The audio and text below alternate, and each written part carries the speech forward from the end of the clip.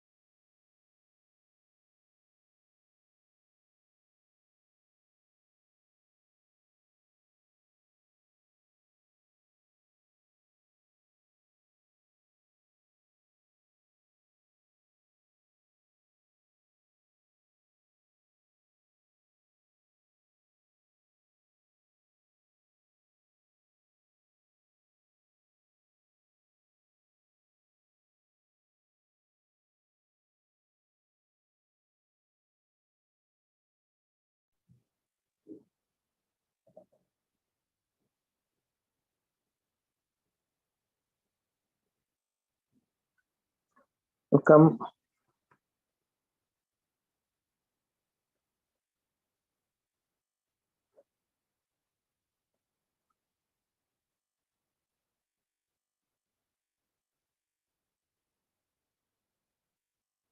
Hi, Saqib. Hello, hi, thank you, Arun. Welcome.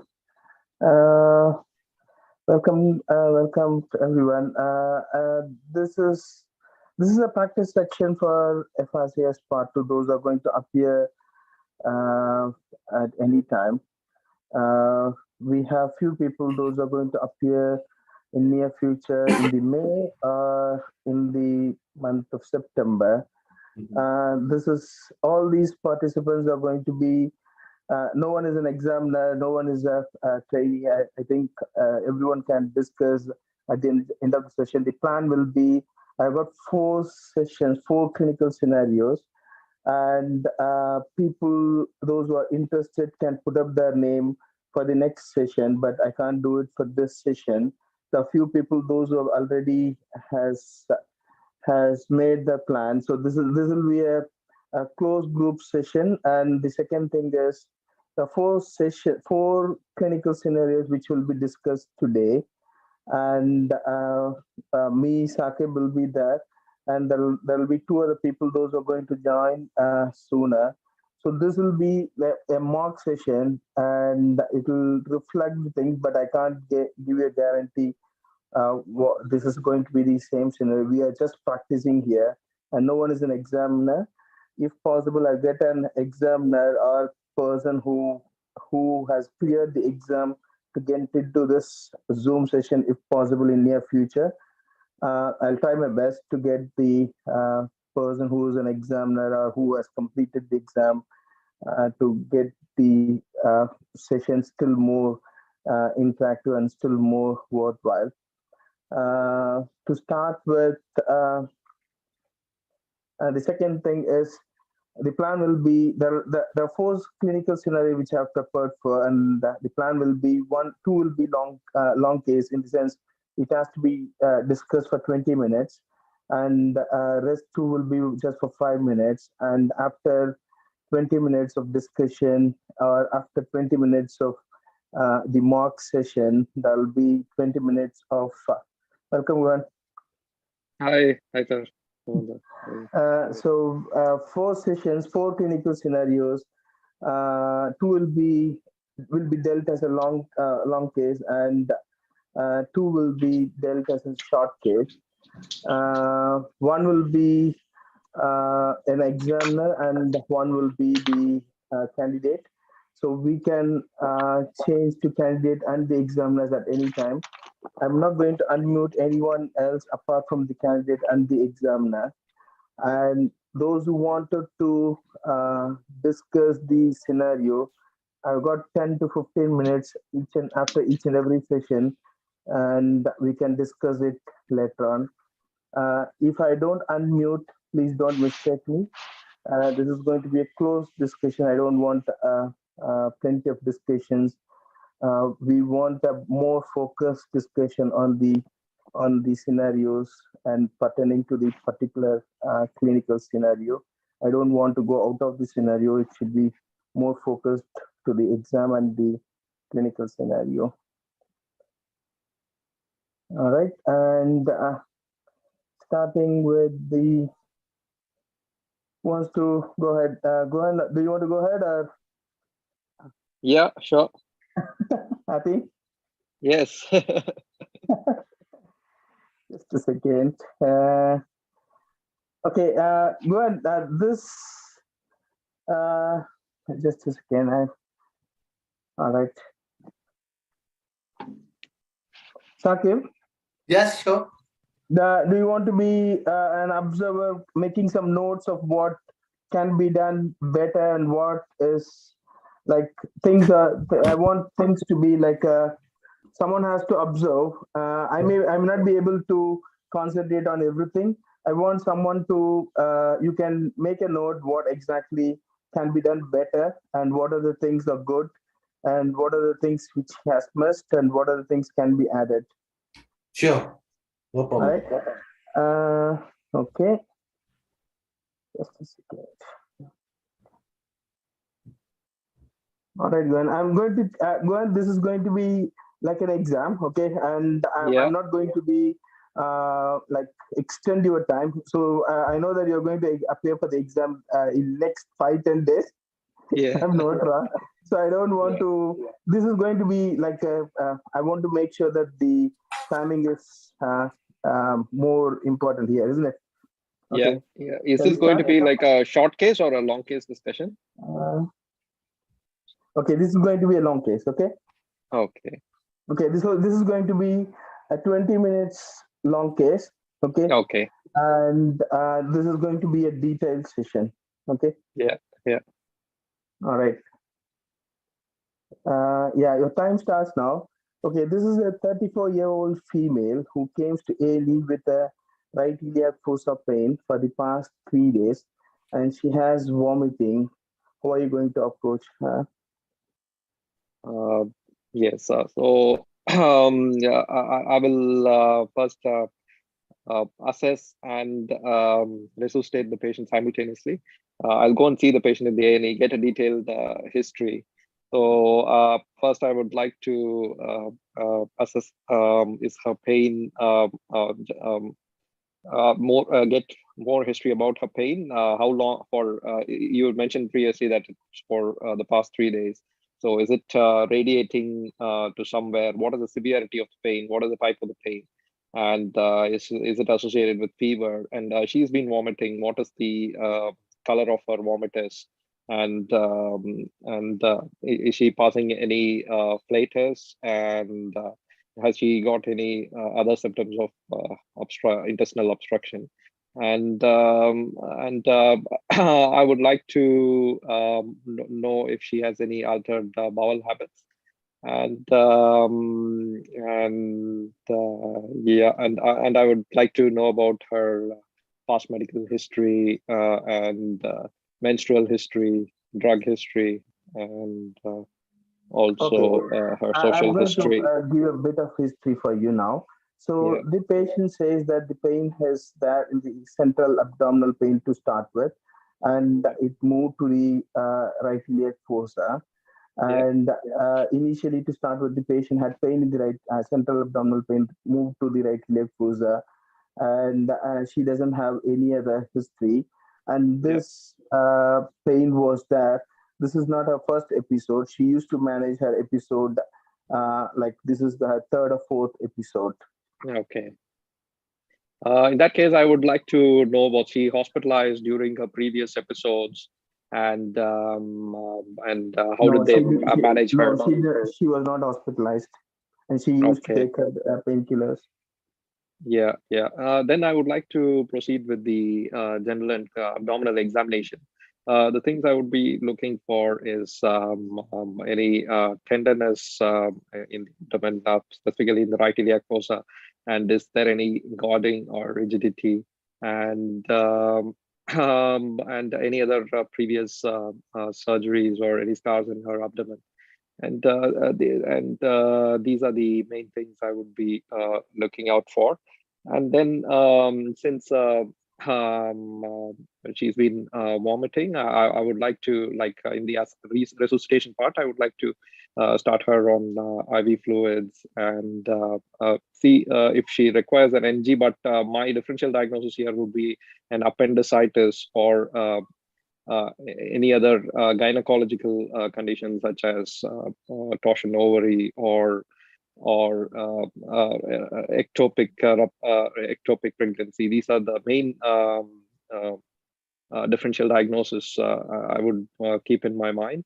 My investigations would be focused towards that. I would get a full blood count, and I would assess her hemoglobin, white cell count, and I would get a urea electrolytes, and I would get a urine pregnancy test, and I would go for a ultrasound abdomen initially to check for any episodes of appendicitis, or has she got any gynecological pathology in the ultrasound abdomen. Okay, so you would like to go for ultrasound? Why not CT scan? She's a 34-year-old female, and so I don't first thing is I don't want to like expose her to radiation, and if she's pregnant, or if, I would look for the urine pregnancy test as well. So I don't So want to go her for white cells- directly for. Okay, her white cells is 12.5, and her neutrophils are 8, and her lymphocytes are 0.8, and her urea and electrolytes are normal, and her LFTs, bilirubin is 22, and rest of the LFTs are normal, and her urine pregnancy test is negative. Her CRP is 25. Yeah, and her menstrual history was nothing like anything. She doesn't have any menstrual history, No significant history of menstrual. any vaginal discharge or anything, just to rule No, out pelvic she doesn't have inflammatory any. disease. No, she doesn't have any menstrual history. Okay. Significant menstrual history. And the ultrasound finding was Okay, the ultrasound shows a tubular structure in the right iliac fossa, which is non-peristaltic and more cystic. Okay, and so with a white cell count of 12, raised CRP, and typical right iliac fossa tenderness, with an ultrasound confirming a tubular, non-peristaltic, dilated with the inflammation. In that case, I would like to take her for emergency laparoscopic appendectomy. So first, I would talk to her. So for some reason, your registrar took this CT, and you find this. So on the CT, there looks like this is a coronal section, and looks like a venous phase. But looks like a venous phase, and I could see that the appendix is quite distended, and it's like abnormally distended. And there is a possibility that this could be like a pseudo myxoma type of, or low-grade mucinous tumor of the appendix, because it's like appendix is massively distended. So there is a possibility that she might be having a tumor, or it can just be a low-grade mucinous. So you after seeing this CT scan, would you like to do anything more? After seeing this CT, maybe I would think of getting a colonoscopy if the patient is stable. Okay, you'd do a colonoscopy. Okay, so this patient you discussed this patient, and the CT report comes as mucosal of the appendix. So what will you do now? Again, the causes of mucosal could be it could be related to a tumor blocking the appendix, or it could be a low-grade mucinous tumor of the appendix. So again, or it could be just mucosal without any obvious tumor. So again, I would, since the patient is manifesting with appendicitis, I would be starting antibiotics.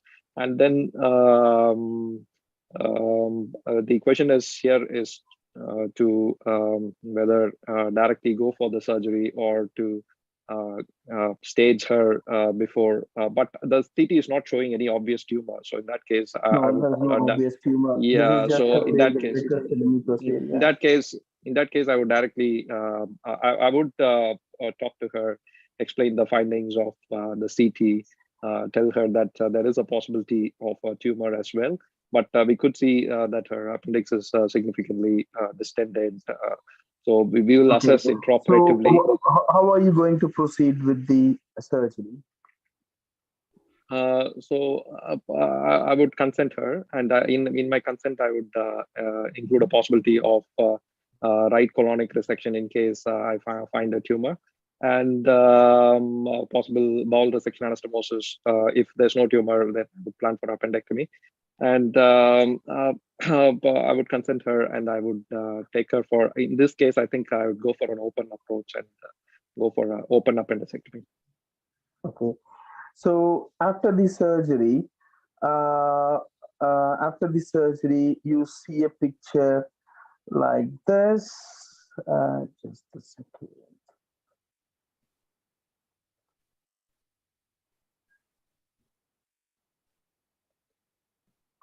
So you see a picture. Do you see the picture?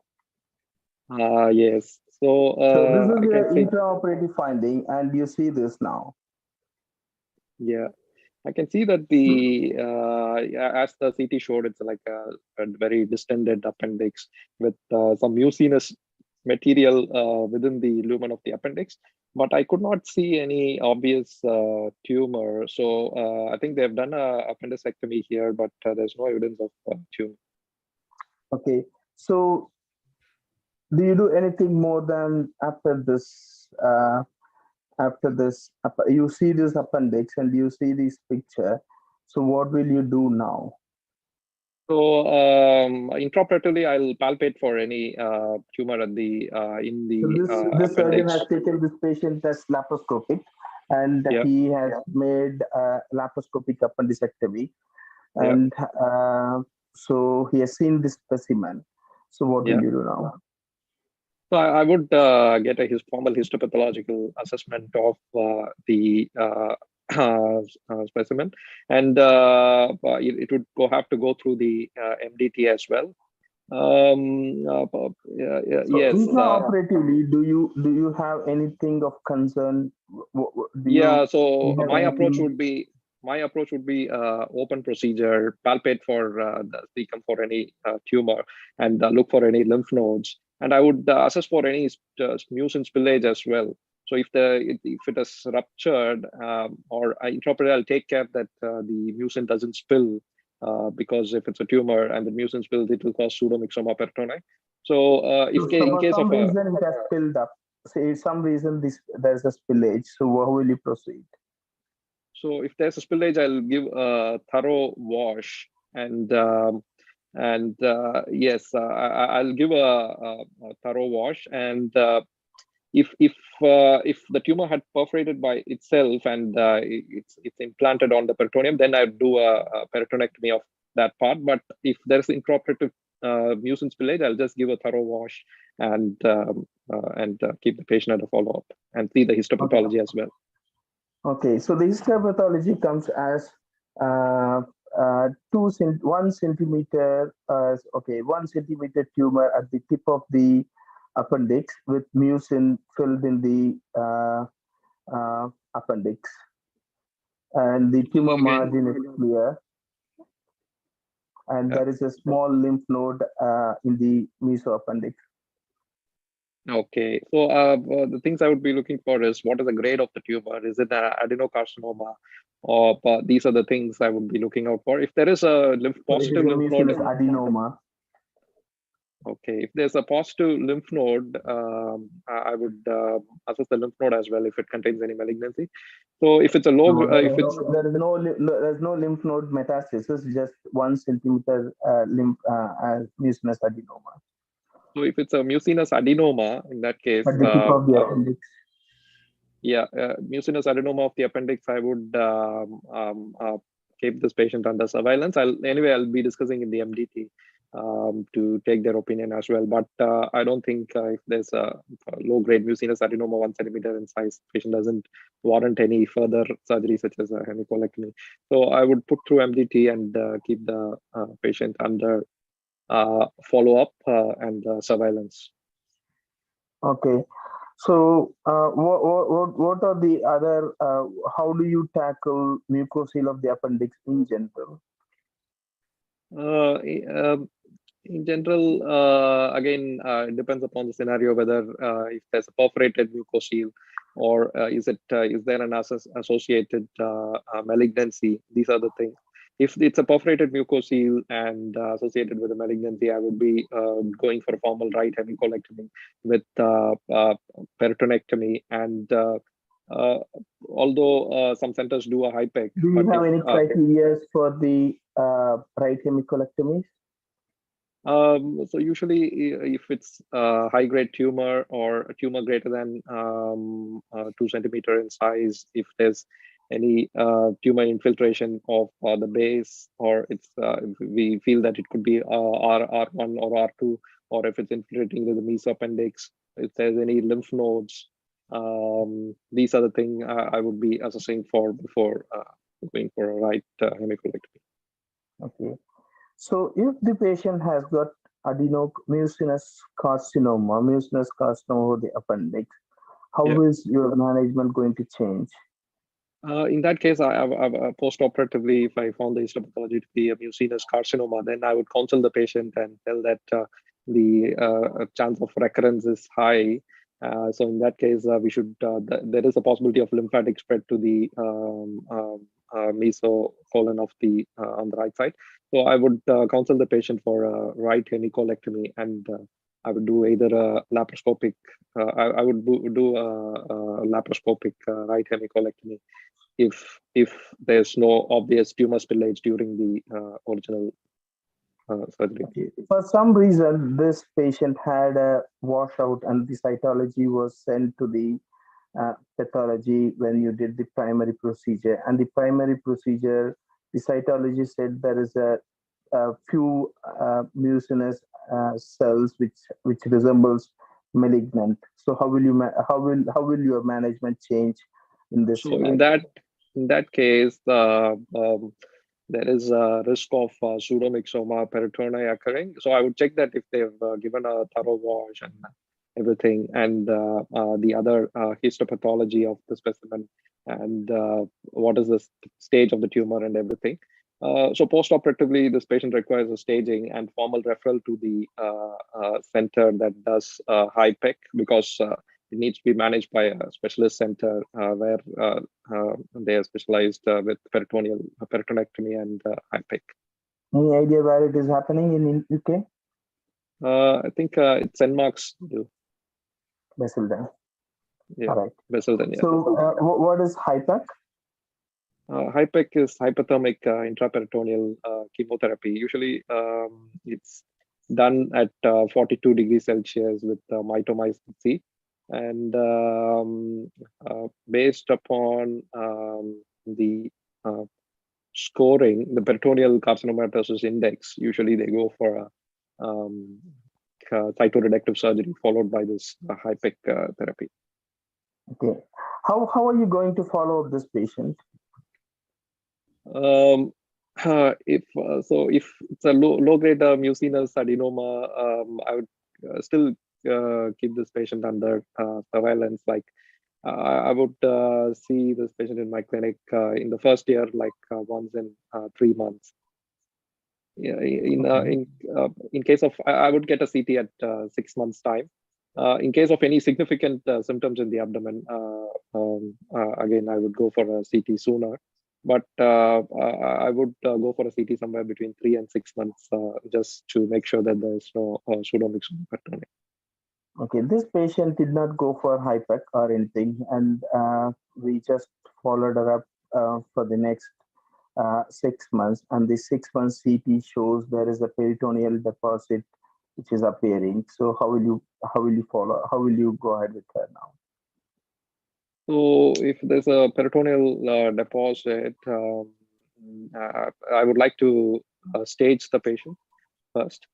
So I would get a CT, chest, abdomen, pelvis, and PET scan, and I would do a colonoscopy to look for any recurrent tumor, and get a tumor marker, CEA, and all the blood. And I would do a formal referral to a center that does peritonectomy and HIPEC.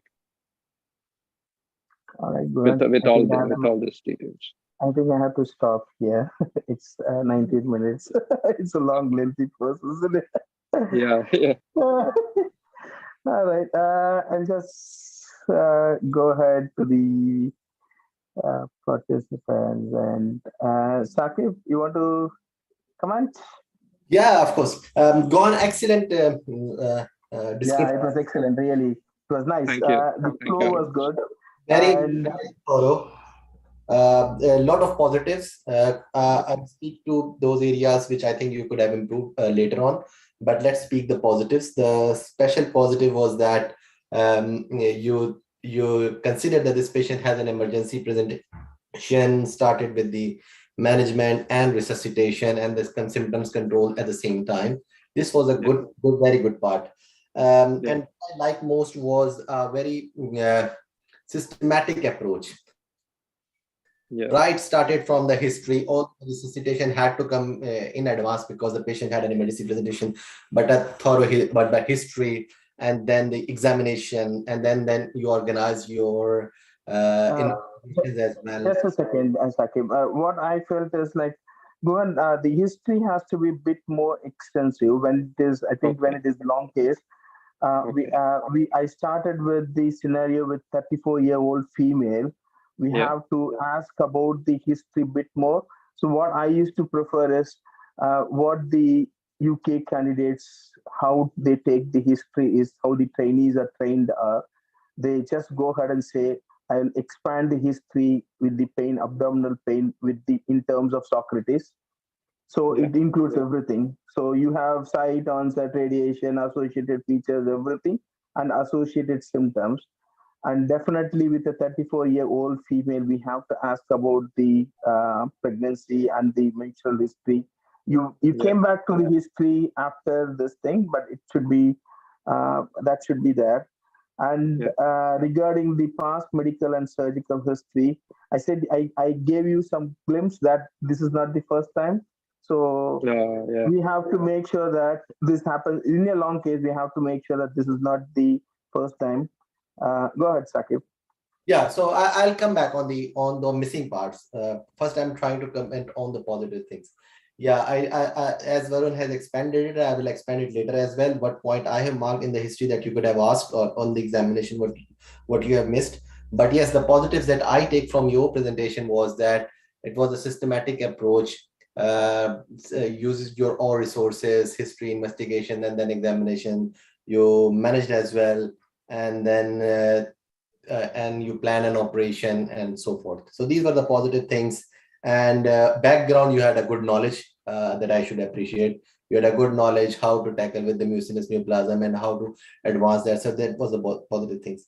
Now, coming on the critical things that I have noted that you could have missed, maybe not a miss, you are rather you could have been organized, more organized. Like if I say in history, then right iliac fossa pain generally needs the assessment on the history. It's a GI and genitourinary systems, right? These are the two systems that you need to ask about the history, and you can always expand that any related GI symptoms, vomiting, diarrhea, constipation, GI. He included the altered bowel habits, so Yeah. I'm happy with that. Yeah. I'm happy with the things. And then the genitourinary history, and genitourinary history is a long history which includes the previous ovarian problems as well, previous history of pregnancies, are you expecting pregnancy, and then you later on excluded on the test as well. That was a good thing.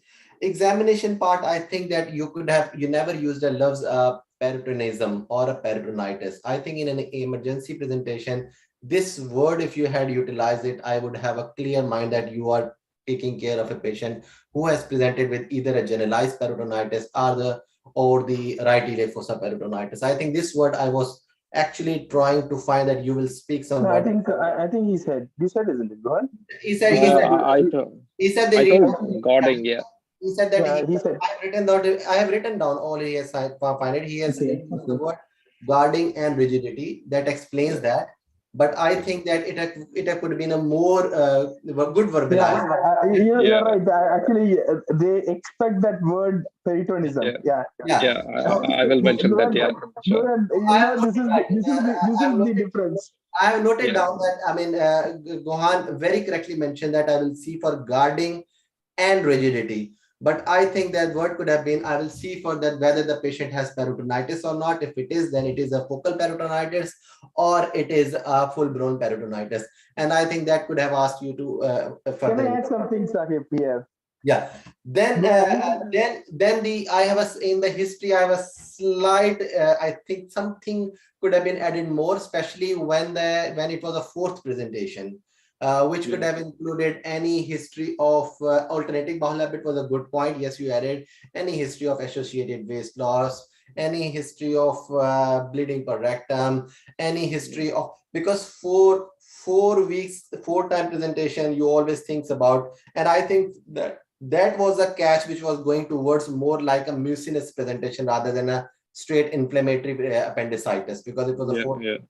So I think that could have been added: weight loss, bleeding per rectum, any family history of bowel-related problems. That I felt family history and vitals you missed. That's more important. You have to check for the vitals, because are you going to operate or not is going to be dependent on your vitals and how far the patient is septic. Now coming back to the class, the abdominal examination, I think it could have been more expanded, right? In terms that if you are looking for an appendicitis, you could say that I will see for right iliac fossa tenderness, rebound tenderness, guarding, or I will check for the signs of appendicitis, which are obturator sign, Roswing signs, or soft sign, or these signs could have been spoken, or whatever you were thinking at this point, you can add this rather than just saying that I would examine an abdomen for guarding and rigidity, and that could have been. Or you can also add that I will do a rectal examination if you wanted to expand it, but that was not very much urgent. That was not very much necessary apart. Then resuscitation you simultaneously managed, and I've already noted it as a positive thing. You took the control of the symptoms, which was a good thing. Investigations, I think you did not miss anything. Blood you conducted, blood test you conducted, pregnancy test you conducted, urine dip you also did conducted. So investigation wise, yes, you conducted all the investigations. Now coming back to the investigation, although you have requested an ultrasound, I don't have any reservation for that. But after an ultrasound, you went for a CT scan. I think it was me. Actually, I prompted CT. No. But your ultrasound, I remember in ultrasound, you told that this patient had a tubular structure with some cyst in it, if I'm not wrong. Yeah, correct. Yeah, I said it. That part, he was giving you a clue that there is a cyst in the right iliac fossa with some tubular structure. I think that was a catch where you should have picked up that if somebody has having a tubular structure in the right iliac fossa, and Varun was rightly giving you a catch that go for a CT scan, rather than he presented you later, but the CT scan for some reasons was already been done. But I think he was giving you a catch that it was not a. Actually, I gave that cystic lesion tubular to make him to think of CT scan. Yeah, and I think that. And actually, that's why again I said that there's no history of pregnancy. Pregnancy test negative. There's a tubular structure. I said the CRP is 25 and white cells of 12. So I made you to think of something else rather than appendicitis. So that is my comment, that rather than examiner telling you that the CT scan was somehow happened, it should have been you, because I think here you, in the flow or in the heat, you did not listen all the findings of ultrasound, I think. Because I think if you had picked the system. Yeah, I did pick that system. Yeah. I think so. So the CT scan could have been requested at that time. Yeah. CT scan, you read well that there is a tubular, there is a cystic structure. I would slightly say that it is a venous, it was a portovenous face. I should say portovenous face rather. Portovenous face, yeah. The face could have been because the portal vein and everything was clearly highlighting. So portal venous face, so in tubular structure.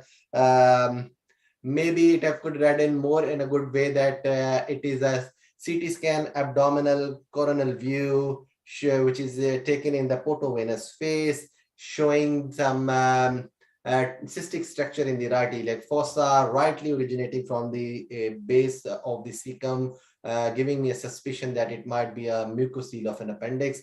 I don't see any other abnormality, so maybe you could have added in that way. But nonetheless, you reached the diagnosis, which was the best part of it. Again, that it is something else rather than a straightforward appendicitis. Yes. Now going to management part. Yes, you managed acute symptoms. I think there was some hesitancy that whether this patient need to be managed acutely or this patient need to be managed after some workup. I think that could have, that could have been presented in a slightly different way, because colonoscopy, we all know it is very difficult to conduct, especially in an emergency setting. So I think if I was waiting that you will manage in a way that if it is an acute presentation or is a complicated appendicitis, then I need to go for an operation.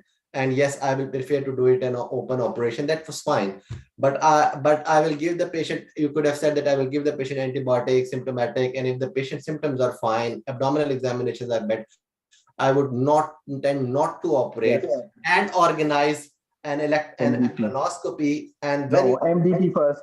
No, go ahead. What should be your answer is if I was there in that scenario with the CT scan showing mucosal, none of the surgeons will operate here straight away. They manage the acute symptoms, wait for the next MDT to happen, put the patient in MDT, discuss in the MDT, and get the MDT opinion before they put the knife on. Yeah. They don't operate on a straightaway basis. I don't know why you preferred open. That is fine. I don't know. I don't have any clue what's the reason. But in the MDT, they usually go ahead and do laparoscopic first, even if it is right hemicolectomy. They plan for laparoscopic right hemicolectomy. But as you said, that the first thing is MDT here. I think the open approach some people do prefer because of the. Yeah, that's fine. That is fine. I'm not entering into the open or lap, but I think MDT first. All I think that you were slightly confused, slightly in between that whether to operate in an elective or to operate in an emergency. I think that could have been said in a clear way that I am considering this is an emergency presentation, patient not responding to my fluid, antibiotics or management plan. This patient is getting septic, secondary to this, I need to operate. Then it's fine. But if you are planning a colonoscopy that needs at least bowel preparation and so on and so many things, that would take some time. So I think the best answer is that If it's an emergency, I need to operate it. If it is not, I will wait for that. That's how most of the cecal pole tumor and most of the appendiceal tumors are dealt with. That they undergo a proper investigation plan, MDT discussion, and then an operation, unless the patient has a complicated appendix which takes him or her to a full-blown peritonitis. Then it is a separate ball game. But I think that could have been. But nonetheless, you went for an operation. And I think here, and I should appreciate that. The best part is that you said that I will discuss with the patient. I will explain that this is not a straightforward appendicitis. This could be tumor. This could be cancer. Again, these are the positive things that I have highlighted it as a very positives that you will discuss the patient, and these are all the positive things. About the surveillance, yes, it's fine. You said that I will I will keep this patient in my surveillance. That was an appropriate. The recurrence of the disease, I'm not sure. Varun can correct me because he has made the key. I think when the peritoneal deposit has come back. No, I just made this. As this is a long case, I just made some kind of input to be available. Yeah, we need to make sure. I'm not sure. Just correct me if I'm wrong. That whether the peritoneal biopsy needs to be biopsied to prove it as a cancer. Actually, we discussed in the MDT if there is a peritoneal mets, if it is accessible, definitely CT guided biopsy first, and then later on next. Because once you have a biopsy, then you can always stage it. Now, maybe it is coming from some other area. Well, this will be a general surgery long case, not your upper GI long case. Yeah. So okay. I think this is purely a general surgery long case. Yeah. I think you could have added your. I think so. Maybe in the heat again, you missed the. But is the biopsy necessary? Like, I mean, if you get a PET and yes, biopsy is necessary because. No, I don't think they go for PET for I don't have any clue, but they go for if there is a CT showing. The first thing is if there is a malignancy. The first thing what I felt is during your surgery, I said you that there is a spillage. If there is a spillage, you are supposed to send. You are not only supposed to wash. You are supposed to take a washed material to send for the cytology. You missed that. It is must because that is one of the criteria to take the sample. I can show you the slide, which can just a second. So I just wanted this thing to be available, and they need the cytology before they make any plans. Yeah, that's why I said that make it clear if I'm wrong, because I think the good part was that on the recurrence, you said that I will discuss in the MDT. I will discuss, I will send the... Sorry. Yeah, the good part was that you said that I will discuss in the MDT. The good part was that I will restage it with the CT chest, abdomen, pelvis. But I think we need to be very sure that whether the biopsy was a part or not. No, yes, definitely if there is a peritoneal mets or if there is a omental mets, if there is a recurrence, then definitely biopsy of the omentum. This helps them to the reason I think that the biopsy is taken is to help the oncologist to choose their chemotherapy, which chemotherapy is eligible for this patient. That's it. Okay. Actually, thing is, they based on if there's an obvious like tumor spillage or a pseudomyxoma peritoni, they do this peritoneal carcinomatosis index and go for a cytoreductive surgery. But I'm not sure about the biopsy part. No, this is go on. This is actually what we do is this is actually at the level of the DGH, at the level of the university hospital. Anything with whatever you say is at the level of the HIPEX center. Okay. So what you do a biopsy and then refer. Yes, and then refer. Tell them that this is what is our biopsy. This is what is the report, and what is the next plan. And they will revert us saying that just follow up, just send the patient for further investigation and all those things. The rest of the thing were excellent. I mean, I have no issue. Perfect management. Yes. CT, chest, abdomen, pelvis. Yes. We'll send this patient to a specialist center who is capable to deal with the primary neoplasms of the appendix and especially the recurrence, which is a challenge. That was the best. These all three was best. The fourth thing that I was missing before that, whether to do a peritoneal biopsy or image guided or a laparoscopic guided, that I was thinking that you might ask, but if it is not a guideline based option, then it's fine. But I think as Varun has an evidence, if there is enough evidence that it should be biopsied, because it could be a secondary from some other area. So why is this patient should be exposed all right. to the primary management? Just few things. Colonoscopy, no. At any acute setting, no colonoscopy. And anything. So, if I'm not wrong, no colonoscopy, but this patient has to be like go through MDT before we are operating. Yeah, definitely. This patient needs colonoscopy after the procedure. After the appendicectomy, this patient should have had colonoscopy to check the base of the appendix through the colonoscopy to make sure that we are not missing cecal tumor. Yeah, but another question is this is an emergency presentation, but let's. No, but that is the I don't reason. think. No, this is not emergency presentation. I agree. It's not. CRP is not high. That is the reason I say white cells 12, CRP of 25. Okay, and I agree, you missed to ask me what is the pulse rate and all these things. But I would have said you. I was expecting that for you to ask me, and you didn't ask me. Second thing is, any acute presentation, it is not urgent to jump and operate. If we get any investigation saying something which is weird, like cystic lesion in the right iliac fossa with a tubular structure, and the pain is the presentation is vague, we can just sit back, wait, and not needed to operate on an emergency basis. Put the patient on MDT or get your colorectal colleague to involve. You can ask colorectal colleague to involve and then proceed.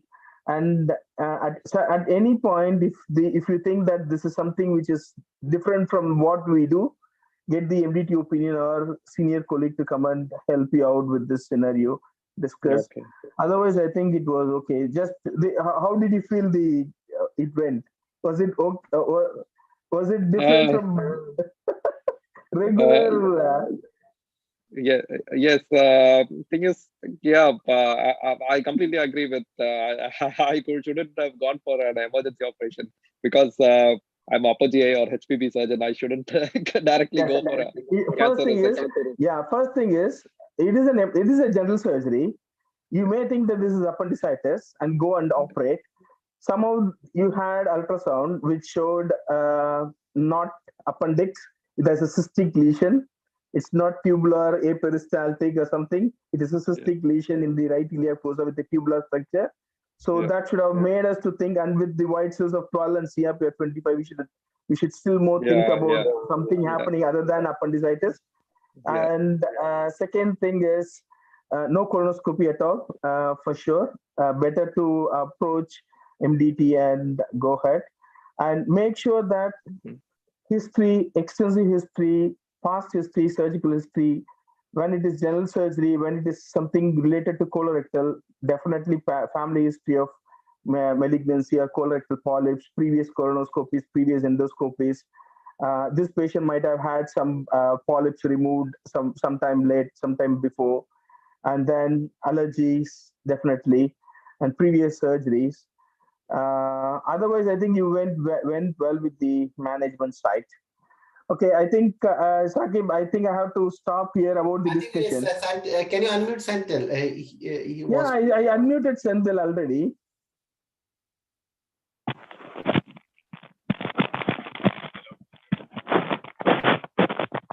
Hello. Senthil? Hi, Gohan. Hi. Hi, Senthil. Hi. Sorry, that was nice. I think I missed the initial part, but good job. Just sharing from Basingstoke, apart from, of course, the guidelines, I think you're right about the PCI score. So I think if the local MDT decides that there is some amount of peritoneal disease, then it would be the MDT to MDT referral. That's just a direct referral pathway. And then it would be decided whether you need to go in for a staging lap. And at that point, a biopsy. So I don't think it would be, I don't think they expect the local center to do a biopsy and send the information. Okay. Oh, okay. Thank you. Thanks. Are you from Basildon, Sandil? Basingstoke. Oh, Basingstoke. Okay, sorry. Yeah. Basingstoke is Thank you. FRCS Appendix Center, this side of UK. But Santil, like, biopsy is necessary before staging and doing a definitive thing. So it's not necessary at the local center. It would be, obviously you've had your initial biopsy from the appendicectomy, and this is, I'm assuming you've detected it at a stage later or at that time. If you've detected peritoneal disease, you can directly refer to the MDT. If you're going in, like you mentioned, at the time of the appendicectomy, if you think you're seeing tissue and you believe that is disease somewhere on the peritoneum, then yes, so obviously a biopsy once you're in. But you would probably have to debate whether you need to go in and do a laparoscopic biopsy. No, I'm asking about the tertiary center. In the tertiary center, the patient should have a biopsy. The laparoscopic biopsy is the standard of care for staging. So they go for a staging. They go for a staging lap and they calculate the PCI score. If they've had one piece of tissue that for biopsy, that's enough. It's not necessary that you need to say biopsy any disease that you see. All right. I think that's. I don't think that will be asked in the exams. I don't think we'll go up to that level. Yeah. Sakin, do you want to do the next one, or who else wants to do? Because I have prepared the slide. I don't want myself to put into that place. I can because I know what next will happen in the slides. You prepared prepared very well. Thank you. The four sessions will be like this. So, nothing will be like what you expect. So the thing is that, Varun, you have already sent me the slide before, and I know that. And actually, the thing is that I should not be the. Okay, I think as you know, are you happy to do it? No. Actually, I think that I can be examiner because I know that the slide. So if somebody who is not seeing the slides, that would be the best part. That would be the best one. Sandil, who wants to do it? I don't think I've even started my prep for part B, and I'm doesn't matter. Okay, go ahead. You are the scapegoat now.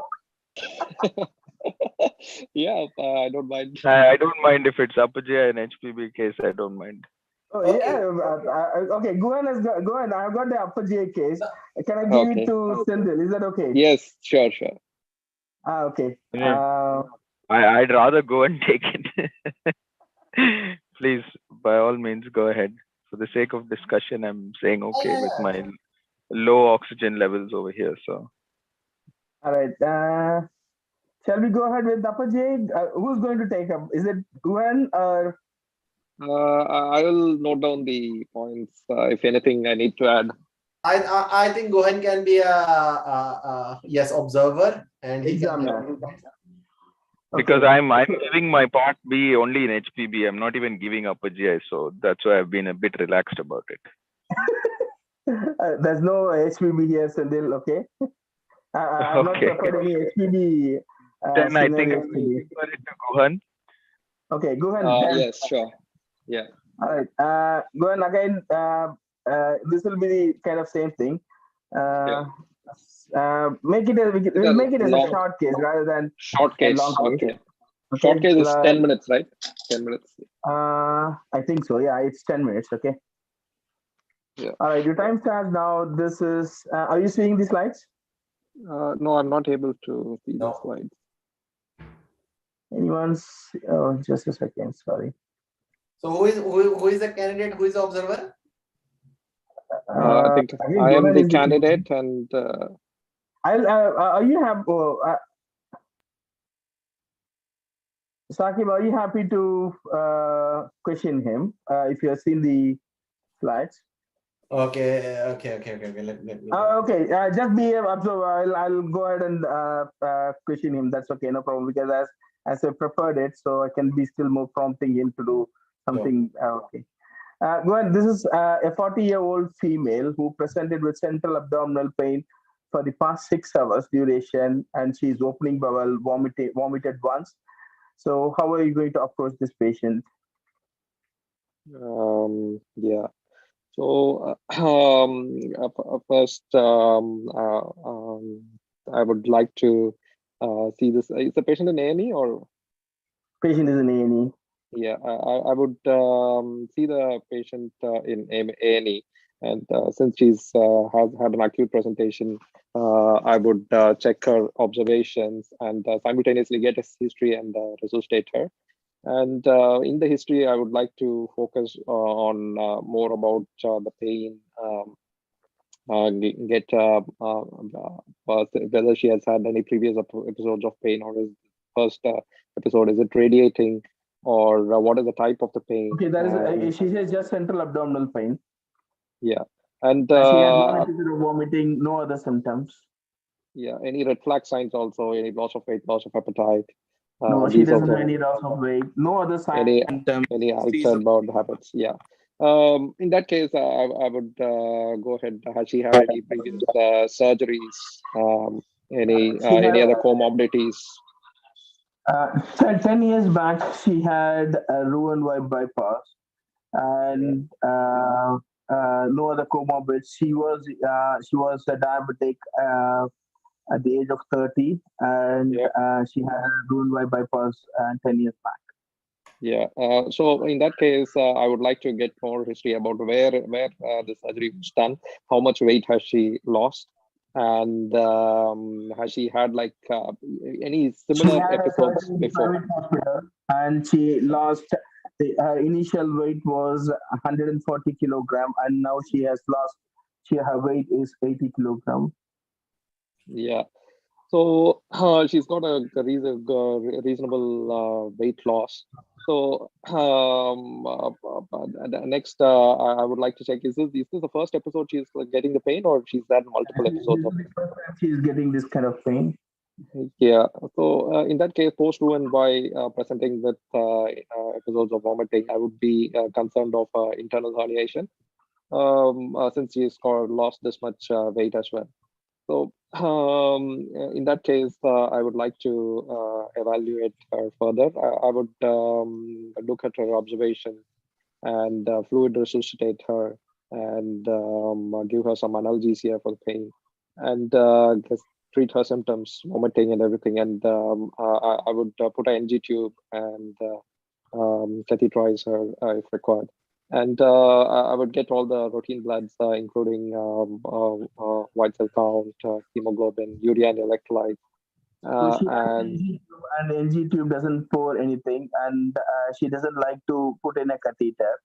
And her pulse rate is 112, and her blood pressure is 112/60. Yeah, this is what is happening. So she has tachycardia. So, I would see her creatinine and go for a CT with IV contrast. Okay.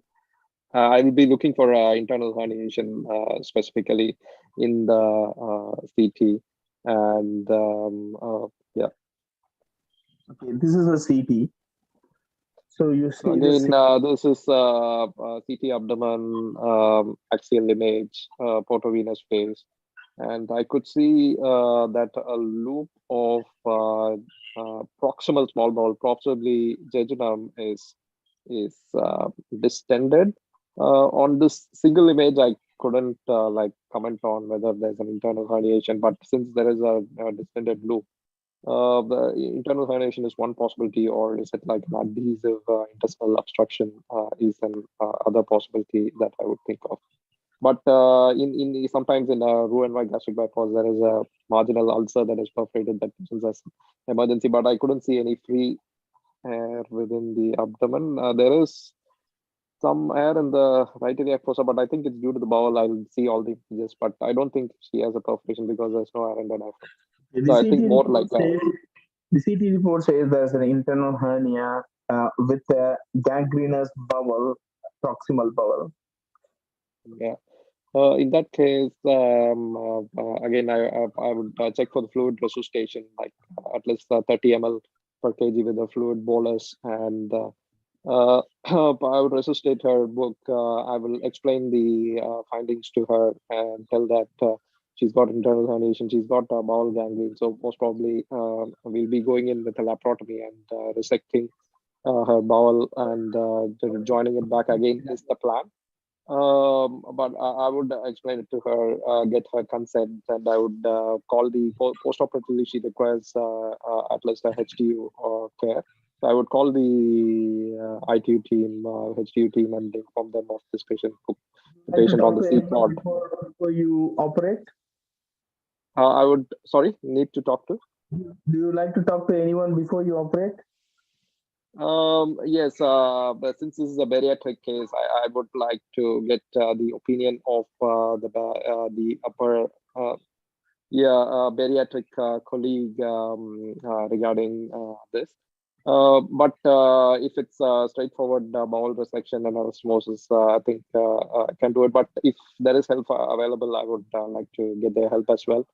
And I would do the PPOSM score and calculate the perioperative morbidity, mortality risk, and book the patient under CPOD. I talk to the anesthetist and ask them to be involved. This patient says this is a Jehovah's Witness. Yeah, if this patient is a Jehovah Witness, in that case, I will explain to her that there is some possibility of blood loss. I'll see her hemoglobin. So if it is like marginal, like 70 or 80, then I would talk to her, tell her that there is a possibility if there is bleeding during the surgery, we might use a cell saver and transfuse the same blood back into her, whether she would agree to that. If she doesn't agree to that, then we take utmost precaution of blood loss and minimize the blood loss as possible. So I would go for a midline laparotomy. You go in and you check that there is a 10 centimeter of proximal bowel, proximal jejunum, which is gangrenous. And how are you going to proceed? So I would do the laparotomy, assess for any bowel perforation. If there's perforation, I would do a thorough lavage. And if there's a proximal 10 centimeter gangrene, so is it, again, I would like to know, is it like after the ruled limb anastomosis or before the ruled limb anastomosis? So if it is beyond the rule anastomosis. Anastomosis before the proximal to the JJ. Oh, it's proximal to the jejunal-jejunostomy. Okay, then then in that case, it complicates it a bit more. So again, I would assess the length of the bowel and I would resect the bowel, and if there's no obvious peritoneal contamination, I'll join it back and give a thorough lavage and put some whiteboard drain. Post-operatively, the patient is deteriorating in ITU. If the again, I would like to assess the patient and see the vitals, and if the patient has got hypotension, look at the drain and do a ABG. Stop here. Time up. Yeah. Okay. How did it go? I think I didn't reach to the point of further questions. Yeah, that's okay. Actually, Shakib. Yeah, I think that was very good, up to the mark. Lots of positives, to be honest. Reached the point, managed. He was answering more or less everything. I don't know why he missed Neela's score rather than he relied on PPOSM. Do you practice PPOSM more than Neela, or is it? Yes, here trial free we do PPOSM, but I think I'll stick with Neela. Yeah. Yes. Okay. Consent for both, I think, the pouch necrosis and all these things. As you said, that ulcers and proximal, make sure that the patient can be, in the consent, we have to make sure that the patient can go for short bowel syndrome with already lost some bowel with the internal. We don't know how far the gangrenous bowel is. Plan for short bowel syndrome, plan for the anastomotic leak and all those things. Anyhow, I think this is short case. We have to just get into the diagnosis and crack on with the surgery as early as possible. Never ever try to manage yourself. This is UK. Okay. Yeah. So in this case, just a question. If I'm upper GI surgeon, like, can I go with the Are thing you, or are you a bariatric surgeon who's no? capable of doing revision surgeries? No, but since this is yeah, I you agree. You can open the abdomen, but you have to inform your colleague that Okay. I'm going to open this abdomen. I may need your help before you open the abdomen. This is called a safety net. Yeah. You have the safety net. Yeah, I know that you and me are capable of doing anything, but doesn't matter that it is not going to help, isn't it? What's Sakib? Am I right? Yeah, absolutely. All right. And like short case, we have to spend more time on the history, or just go on with the flow. I think you were a bit worried about the previous case and started digging into the history. Yeah. Focus history on abdominal pain, past medical history, past surgical history. And when you mentioned past surgical history, automatically I came out with the Roux-en-Y bypass. And then as soon as you think of Roux-en-Y, you know that this is an internal hernia. This is going to be this thing. The most important thing which I felt you missed is lactate. When you think of a small bowel obstruction with an internal hernia, and this CT is a closed loop obstruction. What do you think, Sakib? Yeah, but I mean, if he has said that it would be very good, but I don't think so. The lactate in an emergency would make any big difference. Sometimes, even with the dead bowel, lactate is sometimes near normal, but even the lactate is very high just because of the dehydration status. But if it could have been added, it would have been. I think didn't Newton. Sorry. I wonder whether the laparoscopic gastric bypass was performed 10 years before, or it's after that. This is just a pass. 10 years back. Sandeep? Hi. Yeah. One point was with the initial history, we can get caught out before the CT scan if it's just a simple case of, say, gallstones and biliary colic. A lot of them post-bariatric surgery do tend to develop stones and come in. The history is central abdominal pain, 40-year-old vomiting, etc. That's one. Second point is, I think the question you asked regarding, the examiner can ask you what you would do, say, as a general surgeon on call, but they can also ask you if you are the upper GI specialist in that center, or someone's referred the case to you as the upper GI specialist, what you would do, and your answer can vary. Yeah, correct. Absolutely. So that's similar to HPB as well. They approach it as, if you're the HPB surgeon and they give you a scenario, you can say you can do a lap CBD exploration. But if they say you're the general surgeon on call, then its immediate answer is refer to an HPB center. So that's how sometimes they can vary the answer depending on what they say, how you approach it. And the other thing that I think the consent is important to make the patient understand, depending on how far in their bariatric journey they are, that you may be dismantling the bariatric process entirely, because this is a life-saving. Yeah, we have to come up with the pouch excision or the gastric everything, like whatever the things which have happened before. We have to make sure that the whole thing can go off. She may end up with short bowel syndrome. She may end up with some permanent peg, permanent feeding, all these things. Yeah, because if this is like only 6 months or a year into their bariatric procedure, then, potentially this could be dismantling their entire bariatric process going forward. Or like you mentioned, they may need a revision surgery, etc., depending upon the specialist referral. So. All right. Fantastic. A nice session so far. I wanted to unmute all for 10 minutes, and anyone who's interested to ask question can I ask, is it okay, Sandil and Sakib, go ahead, can I unmute Sure. or, and we can ask, I'll give some 10 minutes for everyone to ask the questions so that things will be more interactive. Anyone who is not unmute, I've asked everyone to unmute. If someone needs to ask some questions, we can answer.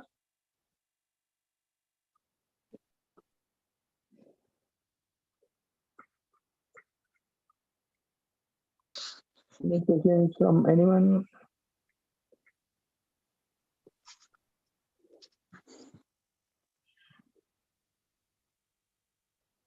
No questions. Shall we go to the next? Sakib or me? Who's going to? Yes. All right. Mute on. And Sakib, we can unmute now. And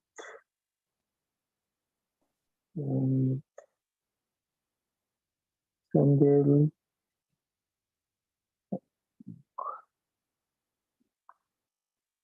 All right.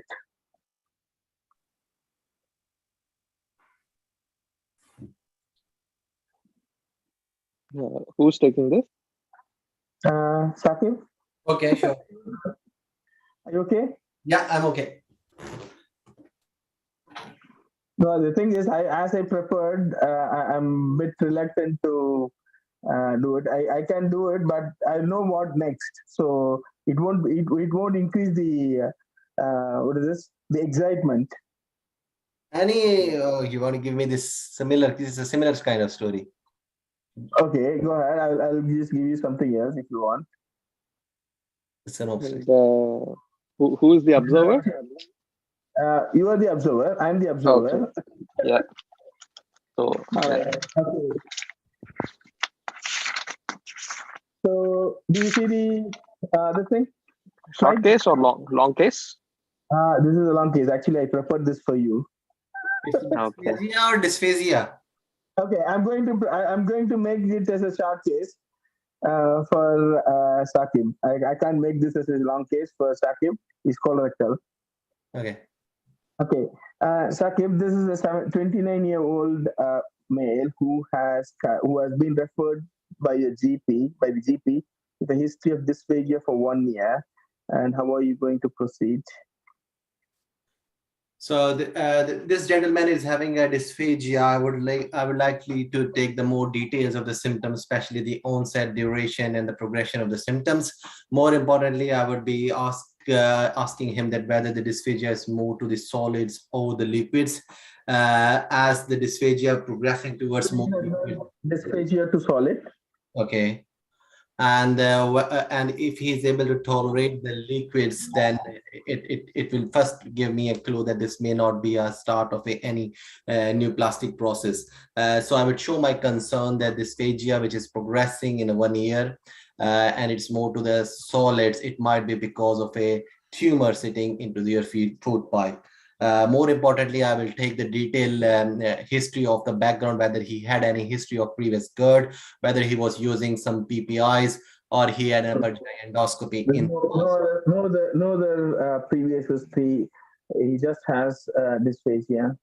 Then I would also ask that whether there is any family history, significant family history of cancers in the family. No, he has got a family history of esophageal cancer in the past. The father died of esophageal cancer at the age of 60. Okay. Then keeping in view that I'm thinking that it may not be a new plastic process, I would, apart from the dysphagia history, I will also ask some history questions regarding his systemic review, which includes any history of shortness of breath, any bony aches, any recent history of jaundice or hospitalization, or any history of no history of any metastatic symptoms. Okay, then I will do a detailed clinical examination, which will not only to see his problem, but also the general look of a patient, also the nutritional status of the patient. I would like to assess in the clinic. He's healthy. His BMI is 24, and his examination is fine. His He's okay with this. He walked into the clinic and he doesn't have any symptoms and signs of any nutritional deficiency. Apart from dysphagia, he doesn't have anything else. His BMI is also fine. Regardless of the fact that this gentleman had a quite normal examination, I would straight away book him for upper GI endoscopy, and also he would need to be discussed probably in our next MDT as well. So I would notify the MDT and will book this patient for an urgent upper GI endoscopy. So his symptoms, as I said, is on and off. Last 3 stones intentionally, but that is not going to make a further examination. BMI is 25. So, what other investigation? Do you want to do any other investigation apart from upper GI endoscopy? So this dysphagia is concerning to me. I will book him for our MDT meeting, and also I will book an urgent upper GI endoscopy for this patient. So upper GI endoscopy. Do you want to do anything else? Right now, my concern is to rule in or rule out any malignant process.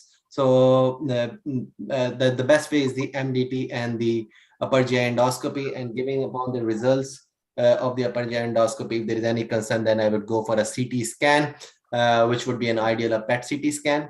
And this is a CT scan, which shows this thing.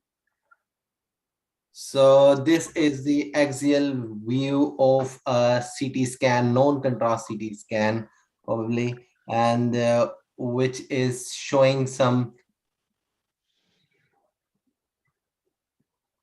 dilated segment of the esophagus, fluid filled dilated segment of the esophagus, likely might be secondary to the malignant obstruction. This patient had endoscopy, and this is the picture which was shown in the endoscopy. So this is concerning for me, and I think this is a polypoidal growth in the distal esophagus that needs to be biopsied. Okay, but the endoscopist did not do a biopsy, and he mentioned that this patient has got a submucosal lesion, and he requested for a CT, and this is the CT which happened.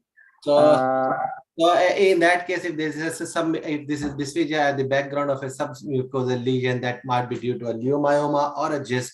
This patient need an ultrasound, endoscopic ultrasound for further delineation, and better to take a deep biopsies from the lesion. So this is the endoscopic ultrasound. So this patient had an endoscopic ultrasound to make sure that nothing goes wrong. And what do you see in this endoscopic ultrasound? Although I am not very expert in this, I would ask my radiologist to have an opinion. Okay, but for what I could figure it out, there is a discontinuity in the walls walls of a esophagus on the right, starting from a 5 o'clock till 9 o'clock. Probably this might be a site of a region of a submucosal tumor, which might be a leiomyoma or 9 o'clock. Sorry? Is it 5 o'clock to 9 o'clock? Yes. Okay. So this patient had endoscopy, and the endoscopic ultrasound showed leiomyoma of size 2 cross 2 centimeter at the distal esophagus. And this endoscopic ultrasound, the endoscopist sent this patient back to the upper GI surgeon for further management. So what will you plan for? So I will tell this patient that this is a good news for you. Leiomyomas is mostly the benign tumors of an esophagus, and the most common benign lesions of the pipe. And this patient had a discussion with the upper GI consultant. The upper GI consultant did a laparoscopic removal of the leiomyoma, and when he did the procedure, he was happy that it looked like a leiomyoma. He approached.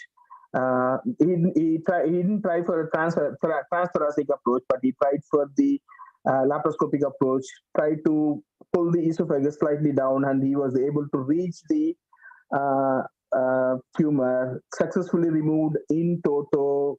He was happy with the dissection. Post-operatively, it was fine. and the patient's biopsy came as GIST. Right. So I need to inform the patient about the biopsy. This patient's GIST, as this patient has a GIST, so sometimes in cases has a malignant potential as well. So this case needs to be discussed in MDT, and his further histopathology specimen needs to be. What are the things you look for in the histology and MDT discussion? What are the things what will be a question in the MDT? So this patients need especially I need to see whether the GIST has a malignant potential. We need to see more details of a histopathology, which means that we need to see the mitotic count, which means we need to see the grade of the tumor. And the size we already know, although it is around the 2 centimeter. So, but more than 2 centimeters, they always have they always need of resections. But before that, this histology shows 1.5 centimeter GIST with low mitotic figure, and the tumor margin is free. The margins are free. In that case, I think after a proper discussion with my other colleagues in the MDT, this patient is a better candidate for surveillance of a GIST, given the fact that it has a size less than 2 centimeter and with a low mitotic count, which almost in all the cases have a low malignant potential. And I think you're going to follow up this patient. So how are you going to follow up? Is there any specific markers you want to check in the histology to rule out malignancy, and anything which you want to specifically see in the histology? So in the histology, the most important thing is the mitotic count, and any marker specific to GIST? So no, and especially to see the CD107. CD117. Okay, Yeah. CK2. All right. So any anti targeted therapy for this GIST? I think that I would probably rely on the decision of MDT followed by an oncologist. Being a surgeon, I will not be involved in the more depth of it. And however, the size.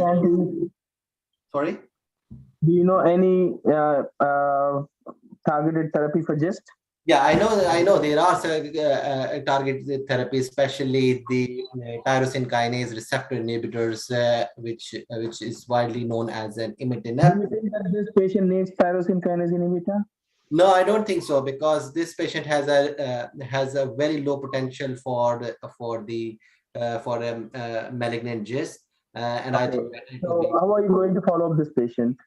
So I would likely to see this patient again in next 6 months' time, and I would likely to have a repeat. Time out. I want to be more sticking on the time. That's the reason. Brilliant. I don't want to do it extensively, because I have to go ahead and finish up the scenario. And excellent approach. I must appreciate. Excellent approach. Yes, I'm going to stop this. Yes, better to take the Gohan, because he's appearing in an exam, so he can pick. No, actually, I prepared this slide for Gohan. I did this scenario for Gohan. Okay. Yeah. So yes. You initially started with onset, duration, and progression of dysphagia, which is good. But you didn't ask about the grade of dysphagia. That is one. I mean, although it doesn't very much add, but it does put some variety to the questions. And then usually the dysphagia is assessed in UK. Are you able to swallow your burger? Are you able to swallow your chicken without able to? Correct me, Gohan, if I'm wrong. What I have made my algorithm in taking a depth of history and examination is all based on short case or long case. Whenever I see that this is a long case, then I will go in more details. I would have asked hematemesis, vomiting, movement. Yeah. But I simultaneously wanted to spare some time so that I can reach to the last question, which in the end I did not reach, because I think has also compiled few questions for me. So that's the reason. Yeah. So that one I noticed, and I think in this short case scenario, you spent some time with signs of metastasis, and I doubt if again if this case was pertaining to a malignancy, it would have added value. But in a short case, like No, I don't think what? this is a malignancy at all, because I did not prompt him. Age is not towards malignancy. No symptoms contributing to malignancy. I think he ruled out those malignancy. Yes, But he ruled out. But what I was asking is, in the short case, should we go at this level, like go ask about signs of metastasis and these things? Like I feel this wastes the time a little. okay. So Next, anything else? then he mentioned about the nutrition part, which is good. And then he had asked for MDT, like book for the MDT, although the endoscopy still wasn't done and we hadn't got a diagnosis. Although a small point only, but Actually, even I felt that not MDT because first. yeah, endoscopy. I would get an MDT after the endoscopy, CT, and all the staging investigations. And you had gone with a PET CT initially, and I think it should be CT chest, abdomen, and pelvis, even for a esophageal malignancy. And PET comes last. And Yes, you're So, right. and Varun, you need to correct as well. I also used to have this approach, which Guhan is saying that MDT comes after an initial result. But while I was discussing with an upper GI consultant, she said that if there is a concerning dysphagia, always book an MDT, and it is the MDT which can take off the patient from the list. No, it's not like this. So the procedure is you book an upper GI gastroscopy as an USC in 2 weeks time. So if the upper GI endoscopy doesn't have anything concerning, they take off the patient from the list, and this patient has to be referred back to the consultant for further investigation. The consultant will look into the motility disorder. For example, which list it needs to be taken off? You said that after endoscopy, if there is no concerning. There's something called as USC list, urgent suspected cancer list. So this patient has to go under the USC list in 2 weeks time with the dysphagia. So the endoscopists do the procedure, make sure that nothing sinister in the gastroscopy. If there is nothing in the gastroscopy, this patient will go back to the consultant, and the report goes back to the consultant. The consultant has to escalate the investigation process in terms of high resolution manometry. Actually, I prepared these questions for Guhan. So this patient has to go for high resolution manometry and pH 24 hours pH manometry, 24 pH monitoring, and then it goes in a different direction with motility disorder and all those things. Okay. And yes, other thing is, do you agree with the PET part? I think PET yes, I agree. I agree. I don't think PET always is always from the MDT, not by the consultants. PET is assigned by the radiologist. The role of PET is when there is a proven malignancy, when there is a need for peritoneal deposits, when there is a need for assessment of distant metastasis. Yeah, and he correctly mentioned in the differential diagnosis, leiomyoma and GIST as well, and endoscopic ultrasound. Sorry. And the endoscopic ultrasound, he correctly stressed that after the this thing. But in the endoscopy, you didn't mention about the submucosal lesion. Actually, you had to tell. Yes, Saqib, any submucosal lesion, they don't biopsy it. The reason is, if they biopsy the submucosal lesion, if it is a leiomyoma, the surgeon will be having a horrible time in the dissection, because that causes fibrosis and that causes dissection much more worse. So they don't biopsy any submucosal lesion until otherwise they are sure that this is something malignant. Okay. So any submucosal lesion, no biopsy. Make sure that this is so. Any submucosal lesion, first CT, make sure that this is not a sinister thing from the radiology and from the endoscopic ultrasound, because once they do the biopsy, they'll if the surgeon is going to operate, that causes fibrosis between the tumor between the pathology and the mucosa, and dissection becomes horrible. Yeah. And I think he mentioned correctly about all the points in the histopathology. And the markers was one was CD117 and DOG1 discovered on GIST as well. I think he didn't. Yeah. Okay, can you repeat slowly? It's DOG1. It's discovered on GIST. DOG1. Okay. Yeah, that is a very sensitive marker as well. CD117 and DOG1. What about exon 9 and exon 11? Exon 9, I think, is imatinib, and exon 11 is not sensitive to imatinib, I think. I think it is then when your imatinib is not working, then you have these. Is there any role for endoscopic submucosal dissection for small GIST? No, I don't think so. Okay. Small GIST, no, they don't think. I know, sorry, who's speaking? Sorry? Sudhir. Sendil, yeah. No, I don't think. Either they observe the leiomyoma, they check is it interfering in his day-to-day activities in terms of nutrition, how far he has got difficulty in swallowing, is there any ulcers which is cause a secondary problem because of leiomyoma, and make sure that this is not just because they can't differentiate just from the leiomyoma in the in the CT scan. So in that scenario, they have to go and operate, no other go.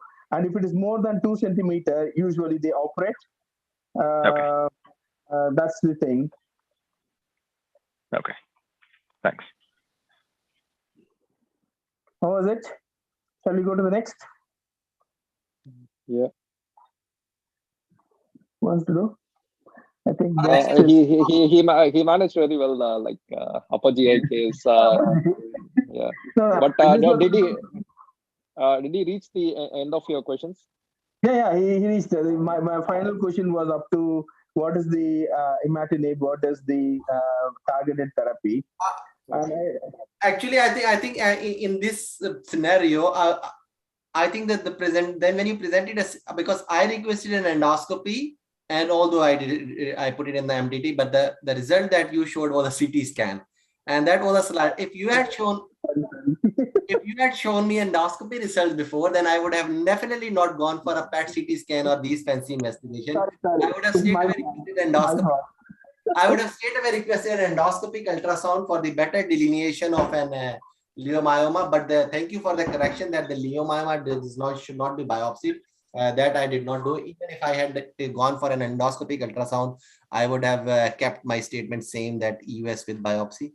But that was a new to me. Thank you. Someone if you want, you can have a look at the references. If it is a leiomyoma, they don't biopsy, and if it is a GIST, again they don't biopsy. It's a GIST is a radiological diagnosis as per the MDT. They can easily pick up the GIST, but with the small GIST and with the small leiomyoma, the radiologist may not be able to differentiate the leiomyoma and small GIST. If it is a huge GIST, gastric GIST, then yes, they can differentiate it. But I think telling a biopsy is not like it's not like wrong, but because many people end up having a biopsies for GIST, and of course they end up having, but because the endoscopists, they do a EUS and they're not sure of this lesion, and they just put a needle and take a biopsy, and it's better not to. Yes, I agree. It's not required, but it is done in clinical practice. Because this is this is not a malignant scenario. The scenario is not malignancy. Yeah. Anyone wants to go ahead with the last?